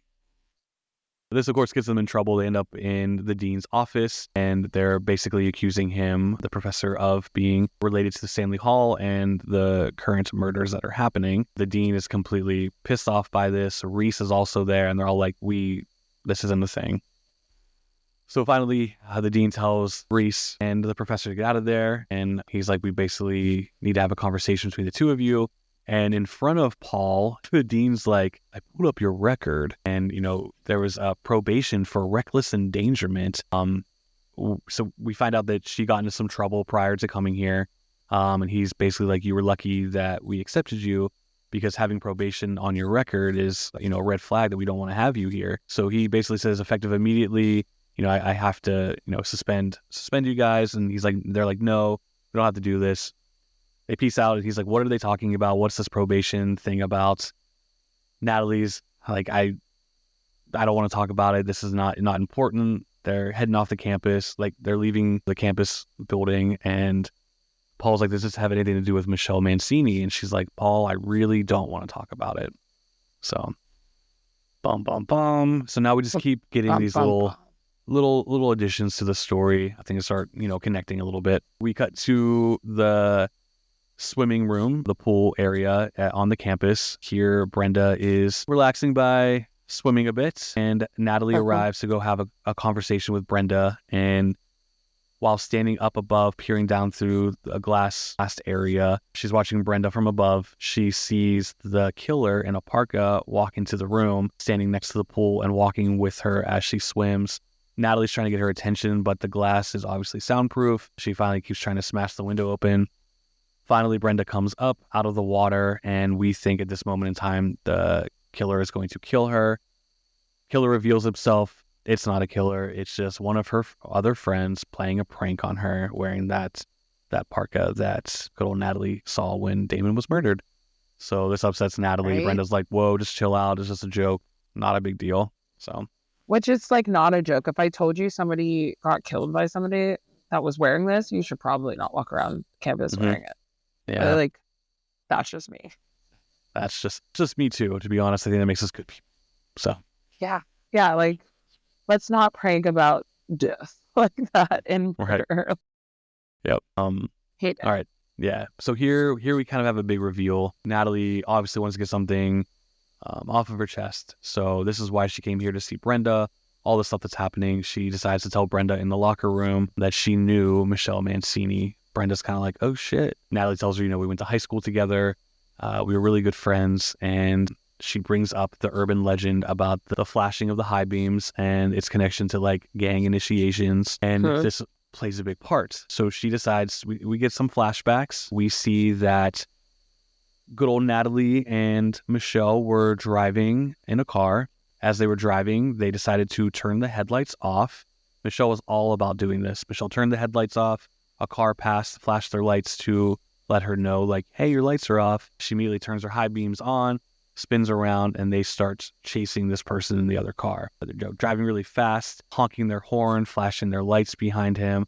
Thought it was all a joke. Michelle just kept driving a little bit faster. She got a little serious about it. Natalie tried to get her to stop, but also remained silent because she knew they were just having fun. However, that fun turned into a tragedy, and the guy that was driving the car ended up wrecking, and he died. Natalie's obviously very upset by telling this story.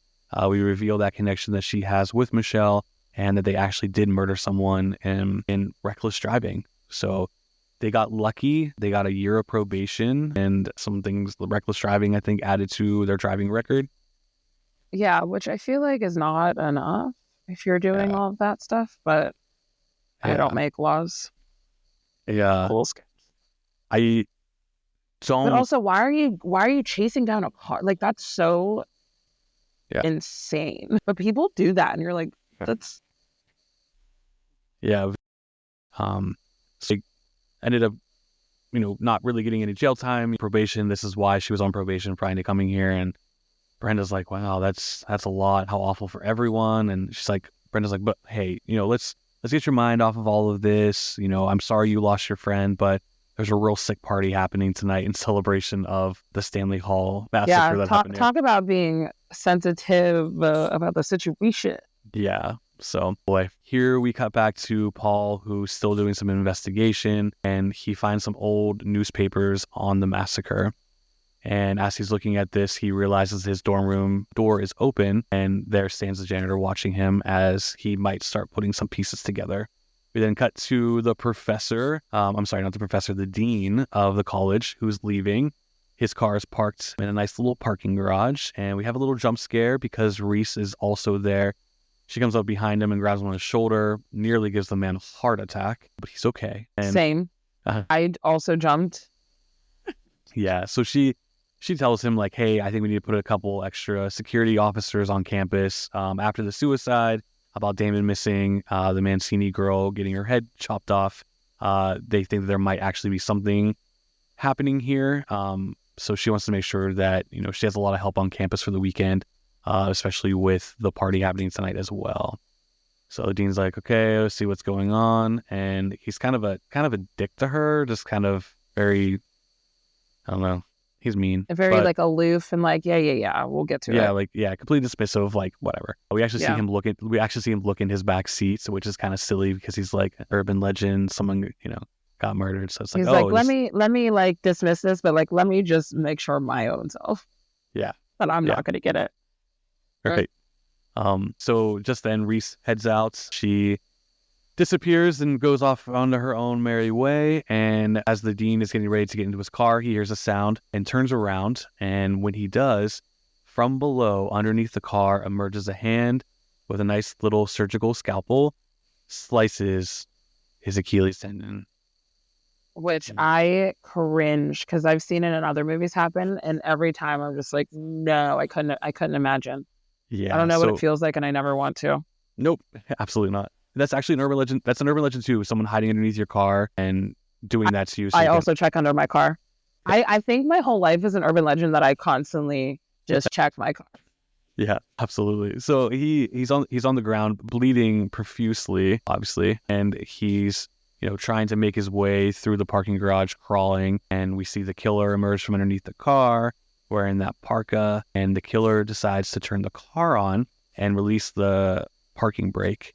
So the car starts moving, and the car slowly creeping up behind the dean, and just then, as he turns around and the car's going to hit him, we think, okay, he's going to get ran over by this car. Nope. One extra layer is added. Back in the day, they used to have these tire spikes in parking garages, so you couldn't back up or whatever to go through the exits and entrances and stuff. So he actually falls back onto those as the car runs over him, and all those little sharp objects go right into his back, and the car runs him over.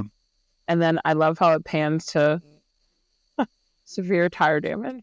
And then he appears to, pans over to that sign that says severe tire damage, and boy, oh boy, it's more than just tire damage this time around. Right, and you're just like, wow.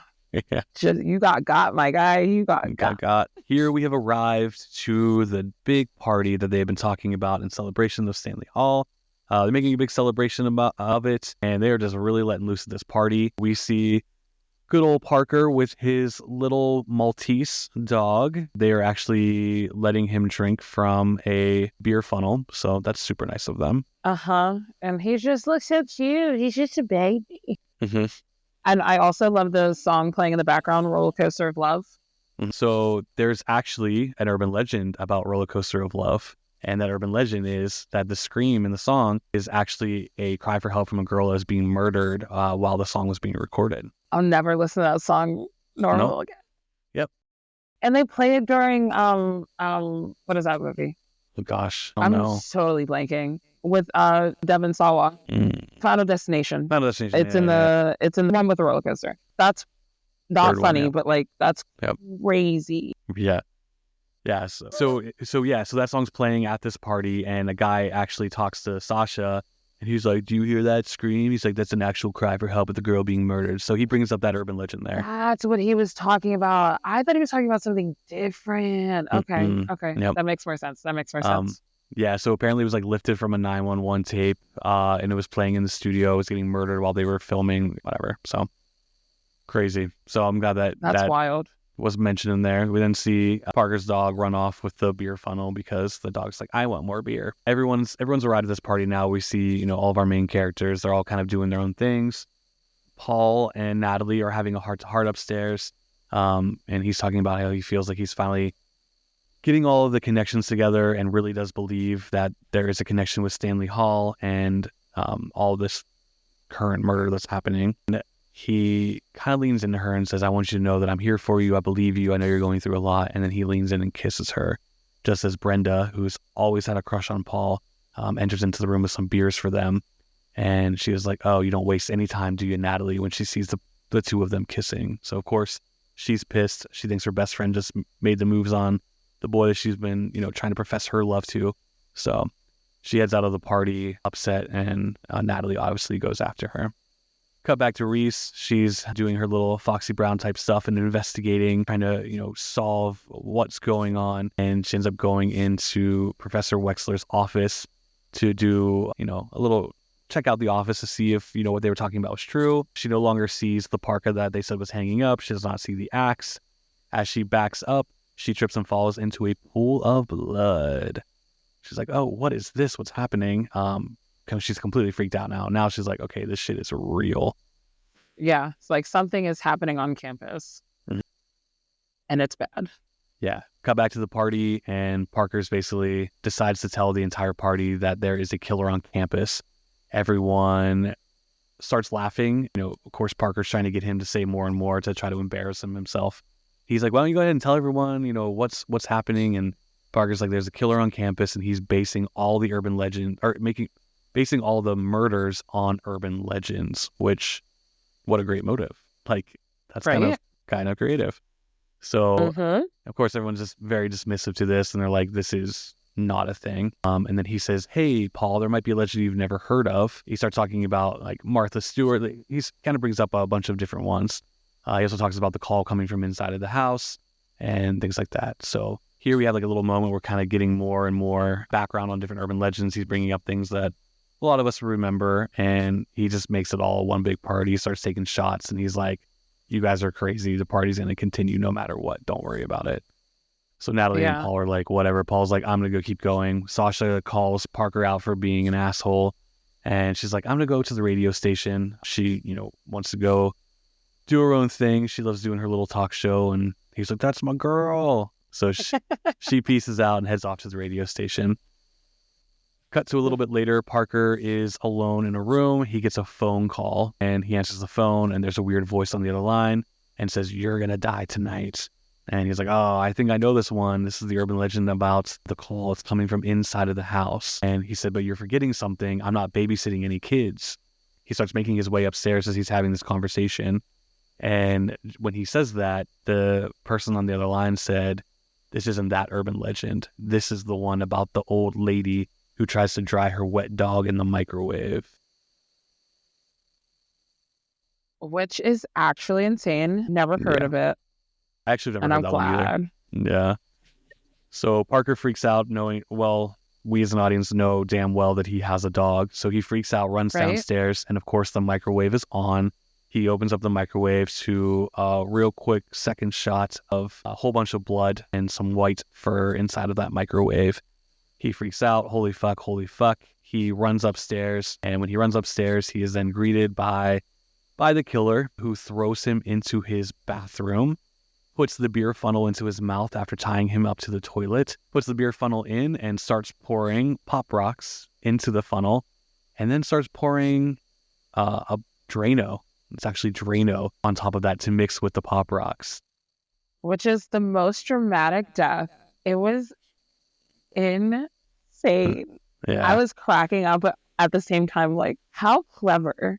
Like, take the kid who, obviously, the dog just did the beer pong with his dog. So we take the beer pong. Clearly, somebody's watching you, and take that photo. And, like, It's so good.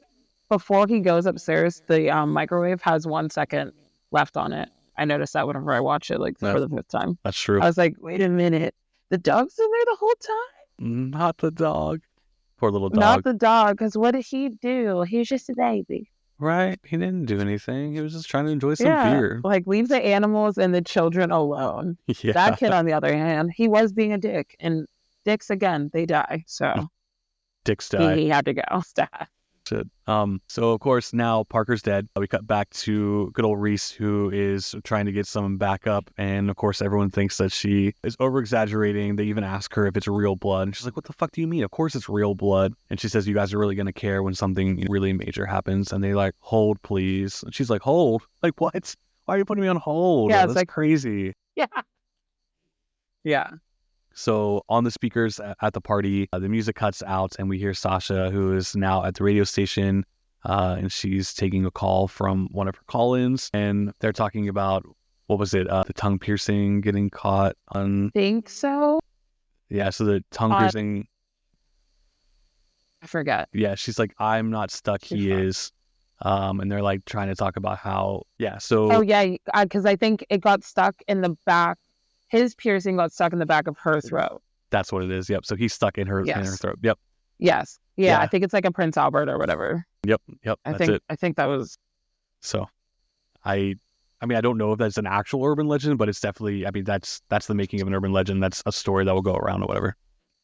I think so too, because they also have that in the movie The Sweetest Thing.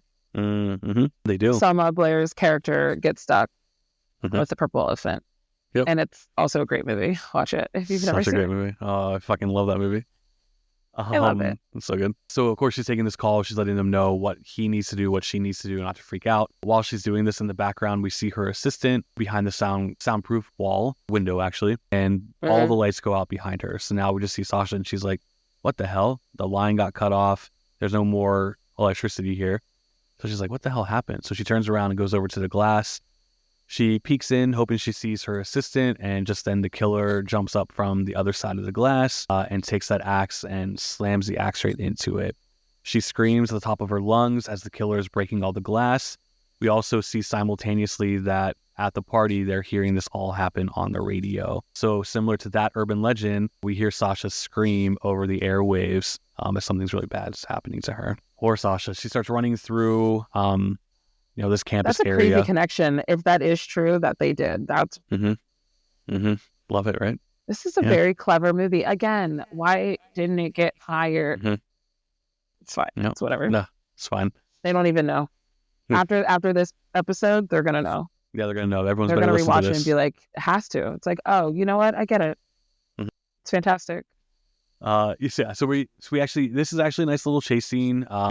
Sasha is running through this university area, and there's a lot of stairs, there's a lot of doors. She's smart, closes a lot of doors behind her. Natalie and Paul go running to go to the radio station area to help her out, and Tara Reid ends up on a stairwell where she meets the killer again. She ends up falling off the balcony onto the ground below. The killer then heads down the steps to come to finish her off as she's struggling to walk a little bit after falling. She finally gets into the elevator. The killer's like, no, I'm still going to find you. And Natalie is racing for her life. And this is all happening on air.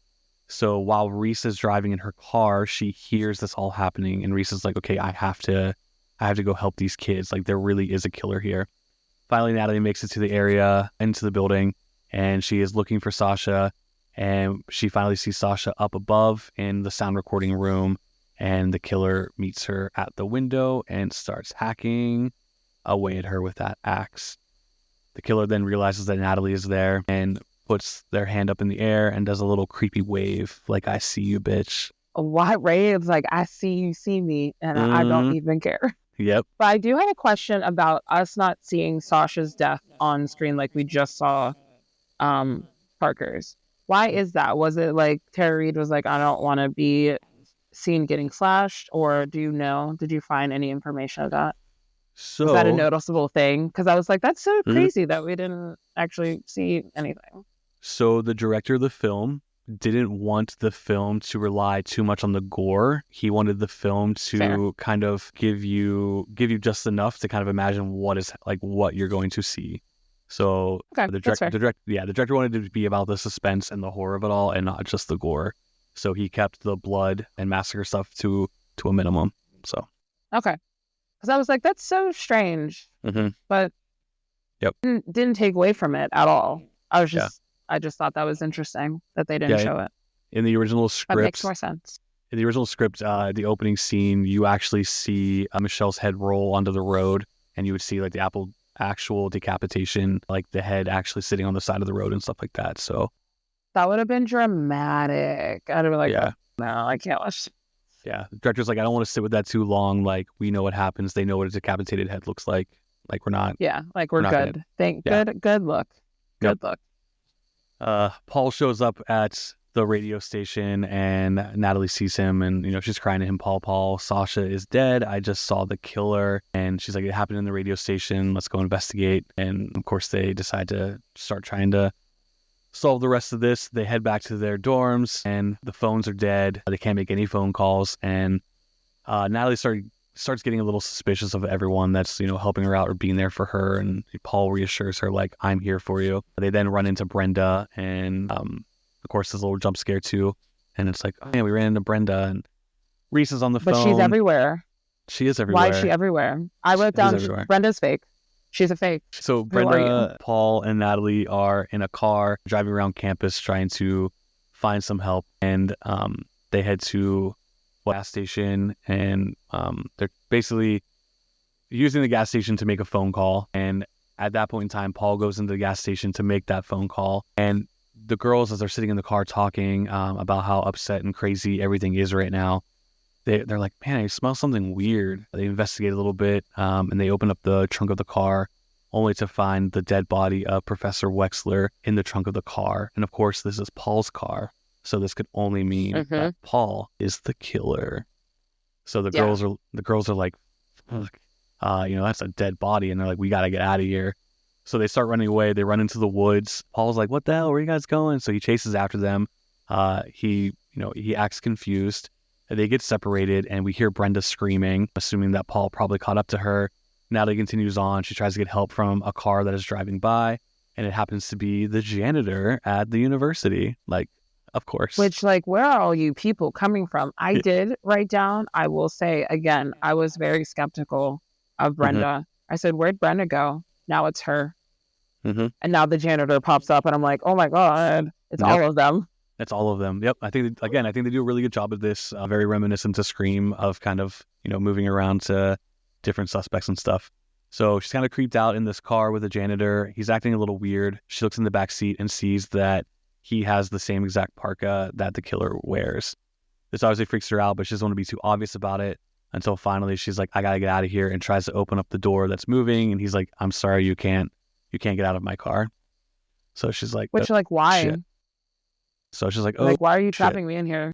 So she's in full panic mode. Just then she sees a car coming the opposite direction that has their headlights off. And he says, idiot kids. And she says, no, don't flash your... And then he flashes his lights at them. The car whips around. Idiot adult. Yeah, idiot adult. The car whips around and does the same exact thing. Starts flashing its lights behind them. Very similar to what Natalie and Michelle did back in the day. We now notice that the killer is driving the car that is flashing the high beams. Killer gets real close to the car, pretty much trying to run them off the road, and then succeeds with doing so. The car kind of goes over an embankment and into a ditch. It doesn't flip over anything, so the janitor's knocked unconscious in the driver's seat, and Natalie ends up escaping through the passenger side window. Reese is still in full investigation mode, trying to figure all this out. Natalie finally makes it back to the campus and finds campus security, like a little campus security, like CB radio type thing. Is that what that is? Tries to... Yeah. I think so. Campus security on your side. Yeah. As she's trying to make the call, she's actually standing right in front of Stanley Hall, and she notices that there's a light on in the upper left-hand corner of the building, and screams coming from there. And it's definitely Brenda. It's Brenda screaming, "Somebody help me!" Definitely Brenda. And Natalie's like, "Oh my God, I gotta go save my friend." So she runs into And I said, Natalie's about to walk into a trap. How'd she get back to campus so fast? Also, how did they, like, I need to know where the station is for the sheriff, or is the cop, is she a police officer or is she campus security? I think she's campus security, but she has aspirations to be the next Foxy Brown. So she, Got you. yeah. Got you. She is a badass, so I get it. Mm-hmm. But I'm like, how are these kids getting, because you're on a road, you don't Mm-hmm. see the school behind you. So like you guys aren't close, but Right. you're running through the woods and all of a sudden you're back in campus. How does this make sense? I'm that girl who looks at that. I'm like, this, how did you get there? How'd you get there? Did you drive? Yeah. But So yeah, somehow, so Brenda is screaming bloody murder, and you're like, yeah. I don't know. Yep. And Natalie breaks in through a side window of Stanley Hall. It's completely overturned. There's mice everywhere, cobwebs everywhere. Obviously, this was shut off after the massacre 25 years ago. She checks a couple different rooms, and now she starts finding dead bodies of all of her friends. She first finds Parker's, and then the professor, and the dean, I'm sorry. And she opens up a door to reveal Damon with the rope still around his neck, hanging. She screams and then decides that she still needs to push through him to go into the next room. When she does enter the next room, it is revealed there are candles everywhere and a mattress where the body of Brenda is laying down. Poor Brenda. Fun house of dead friends yet again. Funhouse and friends. A Halloween-esque scene. Very Halloween-esque scene. So Natalie is obviously extremely upset. She has to take a second to collect herself. She sits down to the body of her best friend Brenda, who is laying dead on the bed next to her. She's facing away from her, and just as Natalie starts to collect herself, we see Brenda slowly rise up next to her and knocks her out. Knocks Natalie right in the face, knocking her out. Dun, All dun, caps, dun. I wrote, knew it. I knew it. You did good. You did good. So Natalie finally starts coming to. She wakes up only to see Brenda standing in front of her wearing the parka as she whips the parka off and she says, "Surprise." So this crazy bitch. Yeah, she says, "Gotcha." Yeah, crazy bitch indeed. I love her performance. I think when we discover that she is the killer, I told Zach when we watched it, I'm like, this is actually very, like, the performance itself is very reminiscent to Emma Roberts' portrayal of Jill in Scream 4, and how she goes from, like, I feel like Brenda's like a likable character, and then like this psychotic version of her comes out, and you're like, holy shit. But whenever you rewatch it, you see little glimpses, just the way that she like makes looks and like watches certain people. You're like, oh my God, she's been doing this from the start. Right? Crazy gal. And that's why it makes it so good. That's why it makes, honestly, I think this actress, what's her name? Rebecca Gayheart. Yeah. She makes this whole movie because Hey, I think your mic cut out. Are we back? You're back. We're back. We're back. Okay. What part? Just about how she makes like the crazy makes the character. I pretty much missed. I mean, she makes the whole film because it's like Clue, because you're trying to figure it out who the killer is, on top of urban legends because you're getting them left and right. Apparently, didn't know it. Yeah. And then it's just like dramatic as hell, and then that's why it makes it such a great film. Yep. And it's not even over yet. That's the whole. Not even over yet.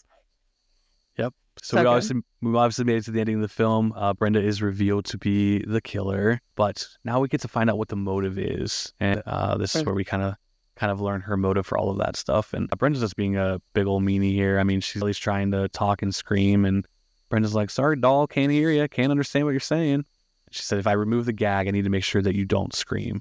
So she rips the tape off of her face, and as soon as she pulls the tape off of her mouth, the first thing Natalie says is, "You're such a fucking crazy bitch." And Brenda laughs. Brenda laughs. She's like, "Yep." She's basically like, "You're not wrong." And she goes, "But I prefer the term eccentric." So super crazy. She said, "I guess you could say I'm a little nutty." Okay, I think we're back. You're back. There she is. Back in business. Back in business. Excellent. But yeah, like whenever she says, "I'm eccentric," I said, you absolutely played that perfectly. Good job. So at this point, again, we still don't know the motive behind it. And Brenda even says, "You still haven't figured it out yet, have you?" And Natalie, of course, is like, "No, like I don't know what's going on." And Brenda says, "Well, lucky for you, Miss Thang. I've got a visual aid. And she has a PowerPoint that she made on a projector. Right? Very Old 90s. school. Love it. I mean, what a I great... missed I miss something like that, a projector, or like the loose leaf, like clear thing they would write on. What was that called? Yeah. I forget what it's called, but I definitely know what you're talking about. And Yeah, you yeah, know. The real you know. ones know. Yeah, no, you guys can't see, but we're actually like motioning how this thing works. Yeah, there's a light and there's a thing you draw on a Yeah. clear sheet. Yeah, you see it. Yeah. Yes. She should have done that. That would have been perfect. Yes. So when the PowerPoint starts, there is a picture of Brenda with a man, and she says, here's a picture of me, Natalie, with my boyfriend, the love of my life. Have you found the love of your life yet, Natalie? And she's like, is it in Paul? And we then immediately cut to a newspaper article clipping, and it says, teenager killed in apparent gang initiation, a senseless death of a young man. And we discovered that this is David Evans, the boyfriend of Brenda. They were high school sweethearts, and he was actually going to propose to her. He didn't have enough money to get a ring yet, but the plan was that they were going to get married right after school was over. And just so happens that he was heading to go see Brenda the night that the gang initiation happened between Natalie and Michelle driving the car and flashing their lights. It was actually David who was driving the other car. It was David who died in that car accident. So they were responsible for killing. Boyfriend. That's her boyfriend. So whenever she's revealing all of this to her and all the pieces are starting to come together, Natalie's like realizing where this is going. Brenda goes, she's like, fuck. Yeah, Brenda goes, dang, dang, dang. You got it. That's a very like Hugh Jackman, The Shining type. Like that's the type of crazy that she got to, where he's like running through and axing that was the vibe that I'm getting from her. Oh yeah, it's like so good. It's insane. And you know, Natalie's like, I wasn't driving the car, and Brenda's like, it doesn't matter, you were part of this, and you know, I don't know how you can't forgive, like, I don't know how you forgave yourself. Like, there's no way you did. You took the love of my life away, and I'm going to take everyone that you love away from you as well. And she's like, Brenda, you need help. Brenda's like, I've already tried therapy. Clearly it doesn't work. Yeah, so she's just, not. And she tells her there's one last urban legend that she has to do, and she reveals a bunch of surgical tools, and she's going to do the kidney heist, which obviously is another one of the most popular urban legends, where you're kidnapped and wake up in a bathtub full of ice and realize that they have removed some of your organs. So that's super cute. And the fact that I'm pretty sure that happens is scary. Mm-hmm. Again, are these urban legends, or are these just truthful things that have happened and we just say that they're urban legends? Mm-hmm. And that's the great thing about urban legends. I know, you don't know if they're true or not. You don't know. It's just a legend. Reese, we finally see Reese pulls up outside of the campus. She's outside of Stanley Hall. She sees that light on in the building, and she's like, that's weird. We then cut back to good old Brenda telling her how she pulled everything off, hiding the bodies, putting the Professor Wexler's body in the back of Paul's car. She's trying to use Paul to frame him. And then she kind of creates this urban legend of how people are going to tell this story about the professor and Paul, the journalist, all these things. And she's like, it's so beautiful. It's so fucking clean. And she's like, she then looks at Natalie and says, well, enough chat, Nat. Now I'm sorry, but I don't have any anesthesia, so this is going to hurt. But I love the whole, like, it's funny. There's like, these lines are funny. Like when we're saying them, they're silly, but like, they're so psychotic in how they're playing out in the film. I'm like, this is fantastic. Absolutely. And she just looks so crazy. Yeah, and then she says, don't you want to be an urban legend, Natalie? All of your friends are now. It's like, you need committed. I'm sorry, girl, but like, you gotta go.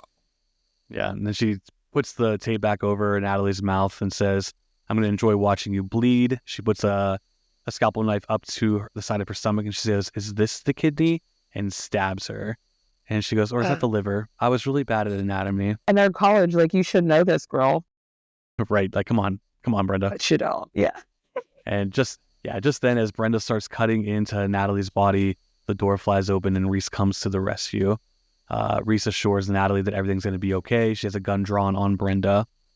Brenda's like, gotta rent a cop in the room. Brenda then reveals to the audience that she has a knife that she has hidden, and she turns around and slashes poor Reese right across the chest, causing Reese to fall over and dropping her gun. Just at this time, Natalie's trying to get out of the bed. She finally gets all of the ropes untied from her. She springs out just as Brenda grabs the gun and points the gun directly at her. She asks, Natalie for an apology, but also says that apology will not work, that she's not going to let her take these two men out of her life. And she's like, I couldn't have planned it better, because Paul walks in just at that time. And the way the scene's filmed and the way Paul walks into the room and his demeanor, I was like, oh, there's two killers and Paul was part of this. Same. I was like, he's a part of this too. Like, why are you clapping? Like, you're like, yes, baby, we got her. Yep. So Paul kind of walks into the room and says, I thought I was screwed over. Natalie fucked it up for me with the dean and all this stuff. So we, as a listener, as the watchers, are just like, okay, he's definitely part of it. Brenda's kind of shocked that he's acting this way. So she's like, oh, like, you're proud of me. He's like, okay, well, perfect. Let's run away, because we'd be really hot together. Like, let's be this couple. And he was like, yeah, I think we should. I'd be very grateful for that. So Brenda's kind of buying into this. And I think at this moment, Natalie's kind of like catching on to what's happening. Paul asked her for the gun, and he's like, I'll take care of the rest. Like, whatever. And just then Brenda also catches on, and Brenda says, you're cute, Paul, but you're not that fucking cute. She pulls the gun on him. She then pulls the gun on him. So now both of them are standing there with a gun pointed at them. And she asks them which one she should kill first. And she starts doing eeny, meeny, miny, mo. She lands Mo on top of Natalie, and just as she goes to pull the trigger, Reese pulls her gun out that she has on her side and shoots Brenda just as she was about to make that. And Reese goes, Mo, and then passes back out from the pain. Just then Natalie grabs the gun. Brenda obviously was shot in the arm, so she is still capable of fighting. She lunges towards Natalie, and Natalie pulls the trigger, and this sends Brenda right out of the window to fall to the ground below. Like, you were not that close to that window. How did that even happen? And this is about, like, when all horror movies do that, I'm just like, why'd they fly? They flew through the air. They really did. Yeah, she definitely, that gunshot really powerful. I do want to call out, I don't know if this was meant to be this way, but I feel like this is a nice little callback to the original Halloween when Loomis shoots Michael Myers and he falls off the balcony onto the ground below. So fair. So but Natalie, still dramatic. So dramatic. Natalie and Paul are now safe. Paul reassures her everything's going to be okay. Reese is still alive. They check on her and they decide that they're going to have to go get her some help, of course. Reese even says, I thought before I become a full cop that I wouldn't have to take a bullet until I became a real cop, but here I am. So she feels like she's really successful in that. We cut to Paul and Natalie in a car. They're driving away from campus. They're very happy that still don't trust Paul. I know. I feel like Paul definitely is not trustworthy at all. This car in this moment, I said, I still don't trust you. Like, even after all of that, I said I knew it, but I still don't trust him. Yeah, so you kind of knew that there was possibly going to be like one last jump scare. And in this car, we don't really know how it's going to play out.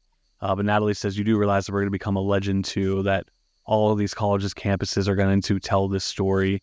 It's going to change a little bit from person to person, but they're now forever embedded in all of that. She makes a reference about Brenda becoming, that Brenda will probably be like a guy in the story and things like that. So I think it's kind of cool to kind of show them how things definitely change course over time. As they're having this conversation, we see in the background, we see Brenda emerging in the back with an axe, very similar to the beginning of the film. She's not wearing the back seat. In the fucking backseat. She swings the axe at them. Of course, Paul's still trying to drive the car as best as he can. It's raining outside, and she's trying to use that axe to kill them. Natalie ends up in the backseat fighting for her life, trying to keep the axe from doing any damage. Just then, they start to enter a bridge, and Paul decides to use this part to run the car alongside the guardrail. He does wreck the car, and when he does, this causes good old Brenda to go flying through the front window and into the body of water below the bridge. Good job, Paul. Which is the very beginning scene of the rain. Like the urban legends, it's actually rain of the river or lake or whatever that is. You're correct. Which I was like, I love it. Full circle moment. Now we have the dead body.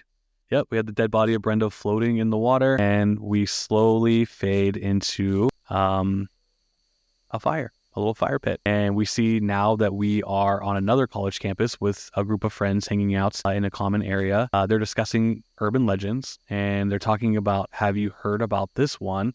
that happened not too long ago, and they refer to it as Murder You. They're like, no, it's, it's this way, it's this way. They start telling the story, and they're like, no, this is wrong. It's told this way. And finally, someone we only see from the back says, no, it's true. You just didn't tell it right. And they're like, what do you mean? And she goes, I know how it really happened. And the camera pans and we see Brenda. She's out at a whole new college. She's dressed a little differently. And she says, listen up, guys, because this is how the story really goes. The end. Crazy. And then I wrote in all caps, it's the story of an urban legend. Was the movie clever as fuck? Because also they pan back, because she was very popular for the Noxzema commercials. Rebecca, who played Brenda. Yep. And they mention in that line, they're like, oh, Brenda's probably going to play that Noxzema girl from that commercial. Yep. And I was like, that's hilarious, because it was her. It was her. And she's about to tell this story.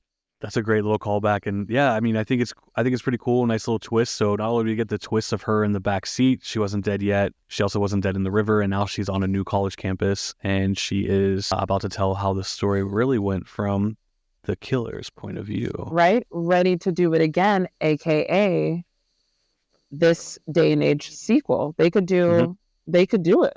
They set it up perfectly with their own film.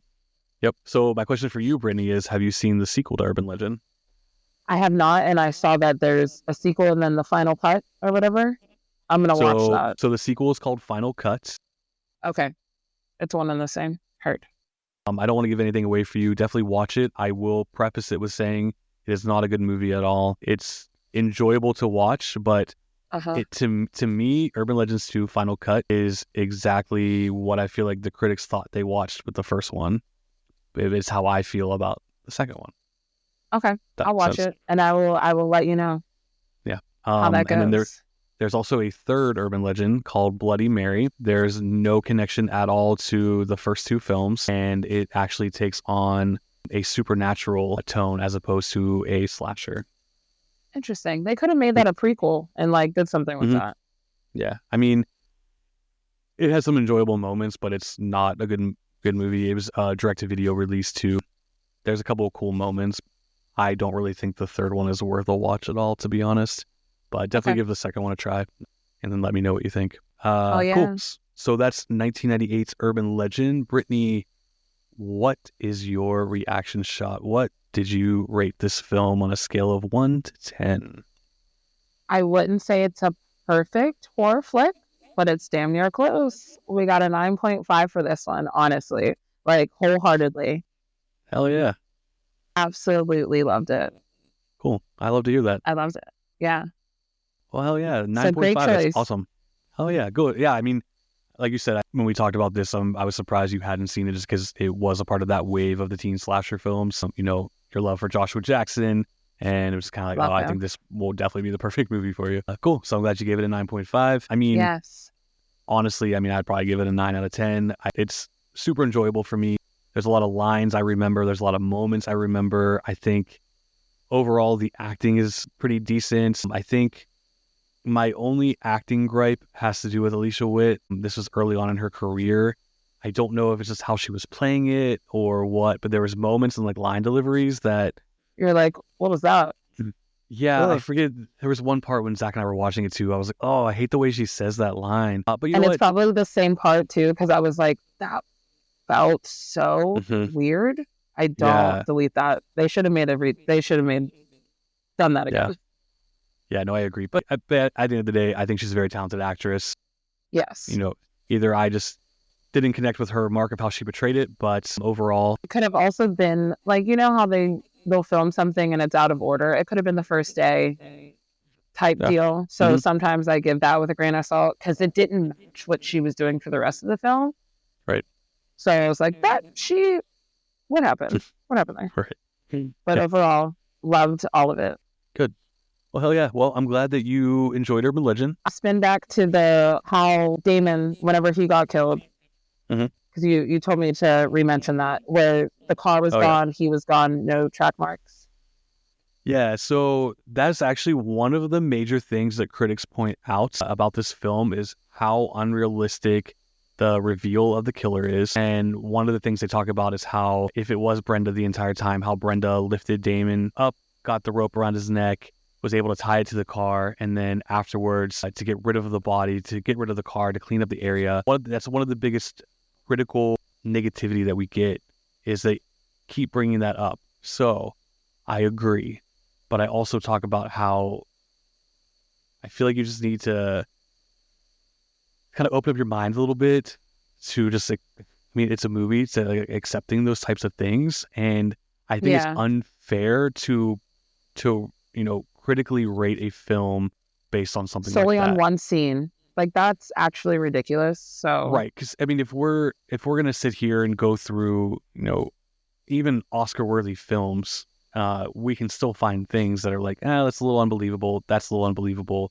So we're not rating the movies based on those things. yeah.